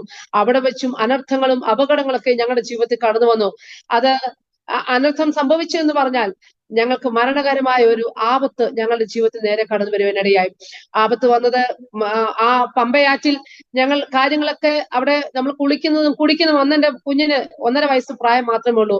മൂത്ത മകന് വേണ്ടി ഞങ്ങൾ ആഹാരം ഞാൻ തിളപ്പിച്ച് ഞാൻ വെള്ളം കൊടുക്കുമ്പോൾ ഞാൻ ഇങ്ങനെ പ്രാർത്ഥിക്കും, പച്ചവെള്ളത്തെ ശുദ്ധീകരിച്ച കർത്താവേ, അതിനെ വീഞ്ഞാക്കി ദൈവമേ, ഈ കുഞ്ഞ് കുടിക്കുമ്പോൾ യാതൊരു ബുദ്ധിമുട്ടും വരല്ലേ. ഞാൻ ആദ്യമൊക്കെ ഞാൻ വീട്ടിൽ നിന്ന് കുപ്പിയിൽ വെള്ളം കൊണ്ടുപോകായിരുന്നു, കാരണം എനിക്ക് അവിടുത്തെ വെള്ളം കുടിക്കാനുള്ള ബുദ്ധിമുട്ട്. പക്ഷെ പിന്നെ ദൈവാത്മാവ് എന്നെ മനസ്സിലാക്കിയ കാര്യം, ഏത് ദേശത്ത് കടന്നു പോകുന്നുവോ ആ ദേശത്തുള്ള ജനത്തോട് കൂടെ അവരോടൊപ്പം ആയിരിക്കണം എന്നുള്ളത് ദൈവാത്മാവ് എന്നെ പഠിപ്പിക്കുവാനിടയെ. അങ്ങനെ ഞാൻ വെള്ളം കൊണ്ടുപോക്കൊക്കെ നിർത്തി. പിന്നെ ആറ്റിലെ വെള്ളമൊക്കെ എടുത്ത് ഞങ്ങൾ തിളപ്പിച്ച് കുടിക്കുന്ന ഒരു സമയം ഉണ്ടായിരുന്നു. അങ്ങനെ ഇരിക്കുന്ന സമയമാണ് ആറ്റിൽ ഞങ്ങൾക്ക് ഒരു അപകടം ഉണ്ടാകുവാനിടയായി. അവിടെ 2003 ഓഗസ്റ്റ് മാസം 5-ാം തീയതി വൈകിട്ട് ഞങ്ങൾ കുളിക്കുവാൻ വേണ്ടി ഇറങ്ങി. ആറ്റിലെ വെള്ളത്തിലാണ് നമ്മൾ കുളിക്കുന്നത്. നീന്തറിയില്ല, എനിക്കും ദൈവദാസനും നീന്തറിയില്ല. ആ സാഹചര്യം വരുമ്പോൾ ഒരു ദിവസം വൈകിട്ട് രാവിലത്തെ സഹോദരിമാരുടെ മീറ്റിംഗ് കഴിഞ്ഞ് ഉച്ച കഴിഞ്ഞ് ഞങ്ങള് മണക്കാലയിൽ വെൺമണി വീട്ടിൽ വന്ന് അമ്മയുടെ അടുക്കൽ വന്നിട്ട് പിറ്റേ ദിവസം മണക്കാലയിൽ പാസ്റ്റർ വന്ന് ബൈബിൾ കോളേജിൽ പഠിപ്പിക്കുന്നുണ്ട്, അങ്ങനെ പോകണം, ഇത്രയും കാര്യങ്ങൾ ഞങ്ങൾ ക്രമീകരിക്കണം. അങ്ങനെ കുളിക്കുവാൻ വേണ്ടി കുഞ്ഞിനെ അകത്ത് ഈ നമ്മൾ 2 പാളിയുള്ള ഡോറാണ്, മേളിലത്തെ താഴത്തെ. അപ്പോൾ എപ്പോഴും ഞങ്ങൾ താഴത്തെ ഡോർ ലോക്ക് ചെയ്തിട്ടാ ഇവനെ അകത്തിരുത്തിച്ച് നമ്മൾ പുറത്തു പോകുന്നു. പക്ഷെ അന്ന് ഇവൻ വഴക്കുണ്ടാക്കി അവന് വെളിയിൽ ഇറങ്ങിയിരിക്കാൻ വേണ്ടി. അപ്പോൾ അവനെ വെളിയിൽ ആ സ്റ്റെപ്പിൽ ഇങ്ങനെ ഇരുത്തിയിട്ട്, ദേവദാസിക്കൊക്കെ അറിയാം ആ സ്ഥലം, മുമ്പിൽ എല്ലാം 2-3-4 സെന്റിന്റെ അകത്തുള്ള വീട്, ആ വീടിന് തൊട്ട് മുമ്പിലാണ് റോഡ് കഴിഞ്ഞാൽ വീട് കഴിഞ്ഞാൽ തൊട്ട് പുറകിലാണ് ആറ്. ഇങ്ങനെയുള്ള സാഹചര്യത്തിലാണ് നമ്മൾ ജീവിക്കുന്നത്. അപ്പോൾ ഒരു വാടക കെട്ടിടത്തിലാണ് താമസിക്കുന്നത്. തലേ ദിവസം രാത്രിയിൽ ഒന്ന് മയങ്ങിക്കിടക്കുമ്പോൾ ദൈവാത്മാവ് ശക്തമായി ദേവദാസോട് ഒരു ആലോചന കൊടുത്തു. ചില മരണത്തിന്റെ വിളിയുമായി, അല്ലെങ്കിൽ മരണദൂതൻ വന്ന് ഞങ്ങളുടെ കതകിന് വന്ന് ആഞ്ഞിടിക്കുന്നു. അത് പുരോഹിത വേഷം ധരിച്ച ചില കറുത്ത വസ്ത്രം ധരിച്ച പുരോഹിതന്മാരെയാണ് കാണിക്കുന്നത്. ആ ദേശത്തെ അടക്കി വാഴുന്ന ഒരു അന്ധകാരത്തിന് ഒരു ശക്തി, ഒരു പൗരോഹിത്യ ശക്തി അവിടെ ഉണ്ടായിരുന്നു. എന്നാൽ ദൈവാത്മാവ് ഇങ്ങനെ വിഷയം കാണിച്ചപ്പോൾ പെട്ടെന്ന് എന്നെ തട്ടി ഉണർത്തി. ഞങ്ങൾ ഒരുമിച്ചിരുന്ന് പ്രാർത്ഥിപ്പാനിടയായി. അപ്പോൾ ഞങ്ങളുടെ മാനുഷികമായ ചിന്ത മുഴുവൻ, ഞങ്ങൾ ബൈക്കിൽ യാത്ര ചെയ്യുന്നു, അപകടം നമുക്ക് മുൻപിൽ വരാം, ഇതായിരിക്കാം നമ്മൾ ചിന്തിച്ചത്. അപ്പോൾ തന്നെ എന്റെ മാതാവ് അതിന്റെ തലേ ആഴ്ചയിൽ എന്റെ പിതാവും മാതാവും അവിടെ ശുശ്രൂഷയ്ക്കായി ആ ഞായറാഴ്ച അങ്ങോട്ടൊപ്പം ആരാധനയ്ക്ക് വന്നു. മമ്മി അതിന്റെ തലേ വെള്ളിയാഴ്ച ഒരു സ്ഥലത്ത് മീറ്റിങ്ങിന് വേണ്ടി ചെന്നപ്പോൾ എന്റെ മാതാവിനോട് ഒരു ദേവദാസൻ ഇപ്രകാരം ഒരു ആലോചന പറഞ്ഞു, നിന്റെ ഏക മകൾക്കും കുടുംബത്തിനും ഒരു അനർത്ഥം സംഭവിക്കുവാൻ പോകുന്നു, ഈ ഭൂമിയിൽ നിന്ന് അവരെ തുടച്ചു കളയുവാൻ വേണ്ടി പോകുന്നു, അതുകൊണ്ട് ശക്തമായി പ്രാർത്ഥിക്കണം. എന്റെ മാതാവ് എന്നെ ഉടനെ വിളിച്ചിട്ട് പറഞ്ഞു, നിങ്ങൾ ബൈക്കിൽ യാത്ര ചെയ്ത് സൂക്ഷിച്ചു വേണം മക്കളെ, പ്രാർത്ഥിച്ചൊക്കെ പോകണേ, സൂക്ഷിച്ചു പോകണേ. മമ്മി ഇവിടെ വന്ന് സഭയിലും പറഞ്ഞു, എന്താ നിങ്ങൾ ദേവദാസനും കുടുംബത്തിനു വേണ്ടി പ്രാർത്ഥിക്കണം. പക്ഷെ അത് കഴിഞ്ഞ് തിങ്കൾ കഴിഞ്ഞ് ചൊവ്വാഴ്ചയാണ് ഈ സംഭവം നടക്കുന്നത്. അപ്പോൾ തിങ്കളാഴ്ച രാത്രിയിലാണ് ദൈവാത്മാവ് ഈ മരണദൂതന്റെ ഉള്ള ശബ്ദവും ആ ഒരു പ്രത്യേക ശബ്ദവും ഒക്കെ കേട്ടപ്പോൾ ദൈവാത്മാവിൽ ഉണർന്ന് പ്രാർത്ഥിപ്പാനിടയായി. ആ പ്രാർത്ഥിച്ചു ഞങ്ങൾ. അങ്ങനെയാണ് ഈ പിറ്റേ ദിവസം വൈകിട്ടാണ് ഈ സംഭവം നടക്കുന്നത്. പകല് സഹോദരിമാരുടെ മീറ്റിംഗ് നടത്തുവാൻ ഞാൻ പോയി. ദേവദാസൻ അന്ന് ചില കുടുംബങ്ങളിൽ ആ ദേശത്തുള്ള ചില ഭവനങ്ങളിൽ സന്ദർശിക്കുവാൻ വേണ്ടി പോയി. ഡിഗ്രി പഠനം കഴിഞ്ഞ ഒരു പൈതൽ അച്ചപ്പട്ട പഠിക്കുവാൻ വേണ്ടി പോകുന്നു. അപ്പോൾ അവന്റെ അടുക്കൽ ഇരുന്ന് കുറച്ചു നേരം ദൈവവചനത്തിൽ ഇങ്ങനെ പാസ്റ്റർ പറഞ്ഞു തുടങ്ങുവാനിടയായി. പറഞ്ഞുകൊണ്ടിരിക്കുമ്പോൾ തന്നെ തനിക്ക് ഫീൽ ചെയ്തു, ഒരു പൗരോഹിത്യ ശക്തി വന്ന് തന്നോട് വന്ന് വാദിക്കുന്നതായി തനിക്ക് ഫീൽ ചെയ്യുവാനിടയായി. താൻ അവിടെ അല്പസമയം കൂടെ ദൈവവചനമൊക്കെ പറഞ്ഞിട്ട് പ്രാർത്ഥിച്ചിട്ടാണ് ഞങ്ങൾ ഉച്ച കഴിഞ്ഞ് വന്ന് ഭക്ഷണമൊക്കെ കഴിച്ചിട്ട് ബാക്കി കാര്യങ്ങൾ ക്രമീകരിച്ചിട്ട് എന്നാൽ ഒന്ന് കുളിച്ചിട്ട് പോകാമെന്ന് ഓർത്താണ് ആറ്റിലിറങ്ങുവാനിടയായത്. ഈ ആറ്റിലേക്ക് ഇറങ്ങുന്നു. ഈ മോൻ വഴക്കുണ്ടാക്കിയത് കൊണ്ട് അവനെ വെളിയിലിരുത്തി. അപ്പോൾ അവനെ അവിടെ ഇങ്ങനെ ഇരിക്കുമ്പോൾ ഈ പാസ്റ്റർ എന്നെക്കാൾ അല്പം നീളമുള്ള മനുഷ്യനാണ്. അപ്പോൾ എനിക്ക് എന്റെ ഈ ഇവിടെ വരെയുള്ള ഭാഗത്ത് മാത്രമേ ഞാൻ വെള്ളത്തിൽ ഇറങ്ങുള്ളൂ. അപ്പോൾ പാസ്റ്റർക്ക് കുറച്ചുകൂടെ വെള്ളത്തിലേക്ക് ഇറങ്ങും. എന്നാലും ആഴത്തിലേക്ക് നമ്മൾ അങ്ങനെ പോകത്തില്ല, നമുക്ക് നീന്തറിയത്തില്ല. അപ്പൊ നമ്മൾ നിൽക്കുന്നിടത്ത് ഇങ്ങനെ കുനിഞ്ഞ് കുളിക്കുക, ഇതാണ് നമ്മുടെ കുളി. അങ്ങനെ മുങ്ങി പൊങ്ങി ഉള്ള, അല്ലെങ്കിൽ വെള്ളം കോരി ഒഴിച്ച് കുളിക്കുക, ഇതാണ് നമ്മളവിടെ ചെയ്യുന്നത്. അങ്ങനെ ചെയ്തുകൊണ്ടിരിക്കുമ്പോൾ മോൻ പെട്ടെന്ന് ഈ സ്റ്റെപ്പിൽ ഇരുന്ന് കരയാനിടയായി. വേറൊന്നുമല്ല, ഒരു പട്ടി അതുവഴി വന്നപ്പോൾ പട്ടി വരുന്നത് കണ്ട് അവൻ കരഞ്ഞതാണ്. ഈ പട്ടി വരുന്നത് കണ്ട് കരഞ്ഞപ്പോൾ ദേവദാസൻ പെട്ടെന്ന് കരയിലേക്ക് കയറി വന്ന് ഈ പട്ടിയെ ഓടിച്ചു വിട്ടേച്ച് മോനെ പിന്നെ അവിടെ ഇരുത്തിട്ട് പെട്ടെന്ന് ഇറങ്ങി വന്ന് താൻ സോപ്പ് തേച്ച് വെള്ളത്തിൽ താൻ മുങ്ങുന്നു. ഞാന് തിരിഞ്ഞ് കുഞ്ഞിനെ നോക്കിക്കൊണ്ട് നിന്ന് ഇങ്ങനെ സോപ്പ് കയ്യിലെടുത്ത് ഇങ്ങനെ നമ്മൾ തേക്കുവാൻ വേണ്ടി തുടങ്ങുമ്പോൾ പെട്ടെന്നൊരു ശബ്ദം ഞാൻ കേൾക്കുന്നു, വല്ലാത്തൊരു ശബ്ദം, ഒരു ശബ്ദം ഞാൻ കേട്ടു. പെട്ടെന്ന് ഞാൻ തിരിഞ്ഞു നോക്കിയപ്പോൾ എനിക്ക് മനസ്സിലാക്കുവാൻ കഴിഞ്ഞത് പാസ്റ്റർ വെള്ളത്തിൽ തന്റെ കാല് തെറ്റി വെള്ളത്തിലേക്ക് ഇങ്ങനെ താഴ്ന്നു പോകുന്നതാണ് ഞാൻ കണ്ടത്. അപ്പോൾ പെട്ടെന്ന് എന്റെ ബുദ്ധിയിൽ വന്നത് അവിടെ ഒരു തെങ്ങ് ഇങ്ങനെ ചാഞ്ഞു നിൽക്കണം. ഞാൻ പെട്ടെന്ന് ഈ തെങ്ങിന്റെ ഒരു ഓല ഇങ്ങനെ ചാഞ്ഞു, ഞാൻ എന്റെ ഇടത്തെ കൈ കൊണ്ട് ഞാൻ ഈ ഓലയെ പിടിച്ചു, വലത്ത് കൈ കൊണ്ട് ഞാൻ ഇങ്ങനെ ദേവദാസിന് കൈ കൊടുത്തു. ഞാൻ പിടിക്കാൻ നോക്കുന്നുണ്ടെങ്കിലും എന്റെ കയ്യിൽ നിൽക്കുന്നില്ല. അപ്പൊ പാസ്റ്ററിന്റെ ഉള്ളിൽ പെട്ടെന്ന് ഒരു ചിന്ത വന്നു, എന്റെ കൈ വിട്ടില്ല എങ്കിൽ ഞങ്ങൾ രണ്ടുപേരും വെള്ളത്തിൽ പോകും. അപ്പോൾ ആ പിടി എന്റെ കയ്യിൽ നിന്ന് വിട്ടു. പക്ഷെ ഓൾറെഡി എന്റെ കയ്യിൽ നിന്ന് ഈ ഓലയുടെ പിടിയും വിട്ടുപോകാനിടയായി. ഞാന് അങ്ങനെ എന്റെ കയ്യിൽ നിന്ന് ഈ ഓലയുടെ പിടിയും വിട്ടു, ദേവദാസിന്റെ കയ്യിൽ നിന്നുള്ള പിടിയും വിട്ടു. ഞങ്ങൾ രണ്ടുപേരും വെള്ളത്തിലായി. പിന്നെ ഉണ്ടായ സംഭവം ഏകദേശം 10-20 മിനിറ്റ്, ഒരു 15 മിനിറ്റോളം ഞങ്ങൾ രണ്ടു കൂട്ടരും വെള്ളത്തിൽ മല്ല് പിടിക്കുക. അപ്പോൾ നമുക്ക് നീന്തറിയില്ലല്ലോ. അപ്പോൾ നമ്മളിങ്ങനെ വെള്ളത്തിലേക്കല്ലേ വീണത്, വെള്ളത്തിലേക്ക് വീണത് കൊണ്ട് നീന്തറിയില്ല. പക്ഷെ എന്റെ ഉള്ളിൽ അപ്പോൾ എനിക്ക് ഫീൽ ചെയ്തത് ഒരു കരം വന്നെന്നെ താങ്ങി, നമ്മൾ ഇങ്ങനെ അങ്ങോട്ട് നിൽക്കുന്ന നമ്മളെ താങ്ങി തിരിച്ചതായി എനിക്ക് മനസ്സിലാക്കുവാനിടയായി. ഞാൻ വെള്ളത്തിൽ നമ്മളെ ഒരു കരം വന്നിങ്ങനെ തിരിച്ചു എന്നുള്ളത് മനസ്സിലാക്കി. ഞാൻ പെട്ടെന്ന് ഈ വെള്ളത്തിന്റെ ആഴത്തിൽ ഞാൻ പോയി. വെള്ളത്തിന്റെ ആഴത്തിൽ പോയെന്ന് പറഞ്ഞാൽ എനിക്കറിയാം, കാരണം നമുക്ക് എന്താ ചെയ്യണം. അപ്പൊ എന്റെ ഉള്ളിൽ ഇങ്ങനെ സ്ക്രീനിൽ കാണുന്ന പോലെ ഞാൻ കാണുക, കൈ ഇട്ടടിക്കുക, കൈ ഇങ്ങനെ അടിക്കുക. നീന്തറിയത്തില്ല, അതുവരെ നമ്മൾ നീന്തിട്ടില്ല. ഞാൻ കൈ ഇങ്ങനെ അടിച്ച് ഞാൻ മുകളിൽ ഇവിടെ വരെ വെള്ളത്തിൽ വന്നിട്ട് ഞാൻ നോക്കുമ്പോൾ ദേവദാസൻ എന്നിൽ നിന്ന് കുറെ വാരം അകത്തേക്ക് പോകുവാനിടയായി. ഞാൻ ഇങ്ങനെ ഓരോ പ്രാവശ്യം, അപ്പോൾ ഞാൻ ഒന്ന് പോകും, കാരണം നമുക്ക് വെള്ളത്തിൽ നിൽക്കാൻ അറിയത്തില്ലല്ലോ. പിന്നെ ഞാൻ താഴും. അങ്ങനെ വന്നപ്പോൾ എന്റെ കാല് ഏതോ തടിയെ തട്ടുന്ന പോലെ എനിക്ക് മനസ്സിലായി. ഞാൻ നമ്മുടെ കാലിന്റെ തള്ളവറിൽ വെച്ച് ഞാൻ ഇങ്ങനെ ഊന്നി നിന്നത് കൊണ്ട് ഞാൻ ഓരോ കമ്പൽ, അപ്പൊ ഈ പത്താഴം എന്ന് പറഞ്ഞാൽ നമ്മൾ മീൻ പിടിക്കാൻ വേണ്ടി അവിടെ ഇടുന്ന ഈറ കൊണ്ട് കുത്തുന്ന രീതിയുണ്ട്, അതിൽ ഞാൻ ഒന്ന് പിടിച്ചു, അത് ഒടിഞ്ഞു പോയി. രണ്ടാമത്തെ നമ്മൾ ശക്തിയോടാണല്ലോ പിടിക്കുന്നത്. ഈ വെള്ളത്തിൽ കിടക്കുന്ന കമ്പ് ഇത് വേഗത്തിൽ പിന്നെയും ഒടിഞ്ഞു പോകാനിടയായി. അങ്ങനെ 3ാമത് പ്രാവശ്യം ഞാൻ ഈ അണിവിരലിൽ നിന്നുകൊണ്ട് ഞാൻ ഈ കമ്പൽ ഇങ്ങനെ പിടിച്ചുകൊണ്ട് ഞാൻ ഇങ്ങനെ ഞാൻ നിന്ന് നോക്കുമ്പോൾ എന്റെ നോട്ടത്തിൽ ഈ ദേവദാസൻ ഏകദേശം അകത്തേക്ക് പോയിക്കൊണ്ടിരിക്കുക. അപ്പോൾ നമുക്ക് മനസ്സിലാക്കേണ്ട കാര്യം, അന്ന് വെള്ളപ്പൊക്കത്തിന്റെ ഒരു സമയമാണ്, അടിയൊഴുക്ക് നന്നായിട്ടുണ്ട്, പുറമെ നിശ്ചലമായി ഒഴുകിക്കൊണ്ടിരിക്കുക. പക്ഷെ ഞാൻ നോക്കുമ്പോൾ തന്നെ പാസ്റ്റർ ഇങ്ങനെ 1ാമതും 2ാമതും ഇങ്ങനെ പൊങ്ങുകയും താഴുകയും ചെയ്യുന്നു. ഞാൻ എന്റെ ദൈവത്തോട് ഞാൻ ഒറ്റ വാക്ക് ചോദിച്ചു, കർത്താവേ, ഈ അന്യദേശത്ത് കൊണ്ടുവന്ന് എന്നെ നീ വിധവയാക്കരുത് ദൈവമേ, നിന്റെ ആത്മാവിന്റെ സാന്നിധ്യം എന്റെ പറഞ്ഞു, നിന്റെ ദാസനെ വിടുവിക്കണം. ഞാൻ അങ്ങനെ അവിടെ നിന്നുകൊണ്ട് ഞാൻ വളരെ ശക്തമായി ഞാൻ നിലവിളിക്കാൻ നോക്കുന്നു. പക്ഷെ എന്റെ വായിൽ വെള്ളം കയറുന്ന എനിക്ക് നിലവിളിക്കാൻ പറ്റുന്നില്ല. എങ്കിലും ഞാൻ സർവ്വശക്തി എടുത്ത് ഞാൻ ഉറക്കെ വിളിക്കുവാനിടെ ഓടിവായോ എന്ന് വിളിച്ചു. അപ്പോൾ ഈ വിളി കേൾക്കുമ്പോൾ നമ്മുടെ ആ ഭാഗത്തുള്ള എന്റെ അടുത്ത സൈഡിലുള്ള വീട്ടിലെ ആന്റിമാരൊക്കെ ഉണ്ട്. അവരൊക്കെ എന്നോട് എപ്പോഴും പറയും, വല്ല വെള്ളത്തിൽ ഇറങ്ങി പറഞ്ഞിട്ട് ഇറങ്ങാമെന്നൊക്കെ പറയുമായിരുന്നു. പക്ഷെ ആ സമയം അവരൊക്കെ TV കാണുന്ന സമയമാണ്, നമ്മൾ അവരെ ശല്യപ്പെടുത്തണ്ടല്ലോ എന്ന് ഓർത്താണ് അങ്ങനെ പോയത്. പക്ഷെ ഇവരാരും കേട്ടില്ല. പക്ഷെ അക്കരെ നിന്ന് കുളിച്ചുകൊണ്ടിരുന്ന കുറച്ച് സഹോദരിമാരും അവരുടെ കുഞ്ഞുങ്ങളും അവരിങ്ങനെ വെള്ളത്തിൽ കളിക്കുക എടുക്കുകയൊക്കെ ചെയ്യുന്നു. അവരവിടെ നിന്ന് കേട്ടു. ഈ ഒരു ശബ്ദം കേട്ടിട്ട് അവർ അക്കരെ കടന്ന് വിളിപ്പാനിടയായി. അങ്ങനെ അക്കരെ അവർ നിലവിളിക്കുമ്പോൾ ആരോ വെള്ളത്തിൽ പോയി രക്ഷിക്കോ എന്ന് അവർ പറയുന്നു. എന്റെ ശബ്ദം എനിക്ക് കേൾക്കാം. പക്ഷെ ഞാൻ നോക്കുന്ന മൊത്തം ദേവദാസനെ. ഞാൻ നോക്കുമ്പോൾ കർത്താവിന്റെ ദാസൻ ഇങ്ങനെ 2ാമതും പോവും, ഇങ്ങനെ താഴുന്നു. അപ്പോൾ എന്റെ മനസ്സിലൊരു ഒരു ചിന്ത വരുന്നു, 3ാമത് താന്നാൽ ഇനി ഇല്ല, ഇത് എന്റെ മനസ്സിൽ. അപ്പോൾ ഞാൻ ഇങ്ങനെ ഉള്ളിൽ ഞാൻ ദൈവത്തോട് പറയാം, കർത്താവേ, നീ എന്നെ കൊണ്ട് ഇവിടെ വിധവയാക്കരുത്, അന്യദേശത്ത് എന്നെ വിധവയാക്കല്ലേ അപ്പാ എന്ന് പറഞ്ഞ് ഇങ്ങനെ ഞാൻ നിലവിളിപ്പാനിടയായി. പക്ഷേ കേൾക്കണമോ, ഈ പ്രിയ ബീനാന്റിയുടെ സഹോദരിയുടെ മൂത്ത ജ്യേഷ്ഠൻ ബിജു എന്ന് പറയുന്ന ബ്രദർ, എല്ലാ ദിവസവും അദ്ദേഹമാണ് പാലുകൊണ്ട് പോകുന്നത്. പക്ഷെ അന്ന് പ്രിയ പിതാവിനെ പാലുകൊണ്ട് പോയിട്ട് ഞങ്ങളുടെ വീട്ടിൽ തൊട്ട് മുമ്പിലുള്ള റോഡിൽ കൂടി ഇങ്ങനെ പശുവിനെ അഴിച്ചുകൊണ്ട് ഇങ്ങനെ വരുന്ന സമയം ആദ്യം നിലവിളിക്കുന്ന കേട്ടപ്പോൾ, കുഞ്ഞു കരയുന്ന കേട്ടപ്പോൾ തനിക്ക് തോന്നി ഞങ്ങൾ കുഞ്ഞിനെ അടിച്ചിട്ട് കരയുക. ബിജു ആദ്യം അകത്തേക്ക് കയറി വന്നിട്ട് പിന്നെ ബിജു വെളിയിൽ പോയി. പക്ഷെ പിന്നെയും ഞാൻ വിളിക്കുന്നു, അക്കരെയുള്ള ആൾക്കാർ വിളിക്കുന്ന കേട്ടപ്പോൾ ബിജുവിന് മനസ്സിലായി എന്തോ അപകടം സംഭവിച്ചിരിക്കുന്നു. ബിജു ഓടി വന്ന് എന്തോ ആന്റി എവിടാന്നൊരു ചോദ്യം ചോദിച്ചു. ഞാനിങ്ങനെ അവിടെയാ ബിജു ഒന്ന് കാണിച്ചു കൊടുത്തു. കാരണം പിന്നെ എനിക്ക് കാണിക്കാനില്ല, കാരണം ദേവദാസൻ 3ാമത്തെ ഭാഗം ഞാൻ നോക്കി നിൽക്കുമ്പോൾ. അപ്പോൾ അതിനു മുമ്പ് എത്ര പ്രാവശ്യം വെള്ളത്തിൽ പൊങ്ങിയോ താണോ ഒന്നും എനിക്കറിയില്ല. പക്ഷെ ഈ സമയത്ത് 3ാമത്തെ പ്രാവശ്യം വെള്ളത്തിലേക്ക് താഴുന്ന സാഹചര്യം കണ്ടിട്ട് ഞാൻ ഇങ്ങനെ ഒരു ദിശ കാണിച്ചു കൊടുത്തു. ഇവർക്ക് വെള്ളത്തിൽ അടിയിലൂടെ ഊളിയിട്ട് പോകാൻ അറിയാവുന്നത് കൊണ്ട് പ്രിയ ബിജു ഊളിയിട്ട് ദൈവദാസൻ ആയിരിക്കുന്ന സ്ഥലത്ത് പ്രിയ ബിജുവിനെ കൊണ്ടെത്തിച്ചു. ഇപ്പോൾ ഈ വെള്ളത്തിൽ ഇങ്ങനെ അലയടിച്ചുകൊണ്ടിരിക്കുമ്പോൾ ദേവദാസൻ ദൈവത്തോട് ചോദിച്ചു, കർത്താവെ, എന്റെ ശുശ്രൂഷ ഇങ്ങനെ അവസാനിക്കാനാണോ നിന്റെ വാഗ്ദത്തം? നീ എനിക്ക് തന്ന വാഗ്ദത്തങ്ങൾ എവിടെ? ഇങ്ങനെയാണോ എന്റെ ശുശ്രൂഷയുടെ അവസാനം?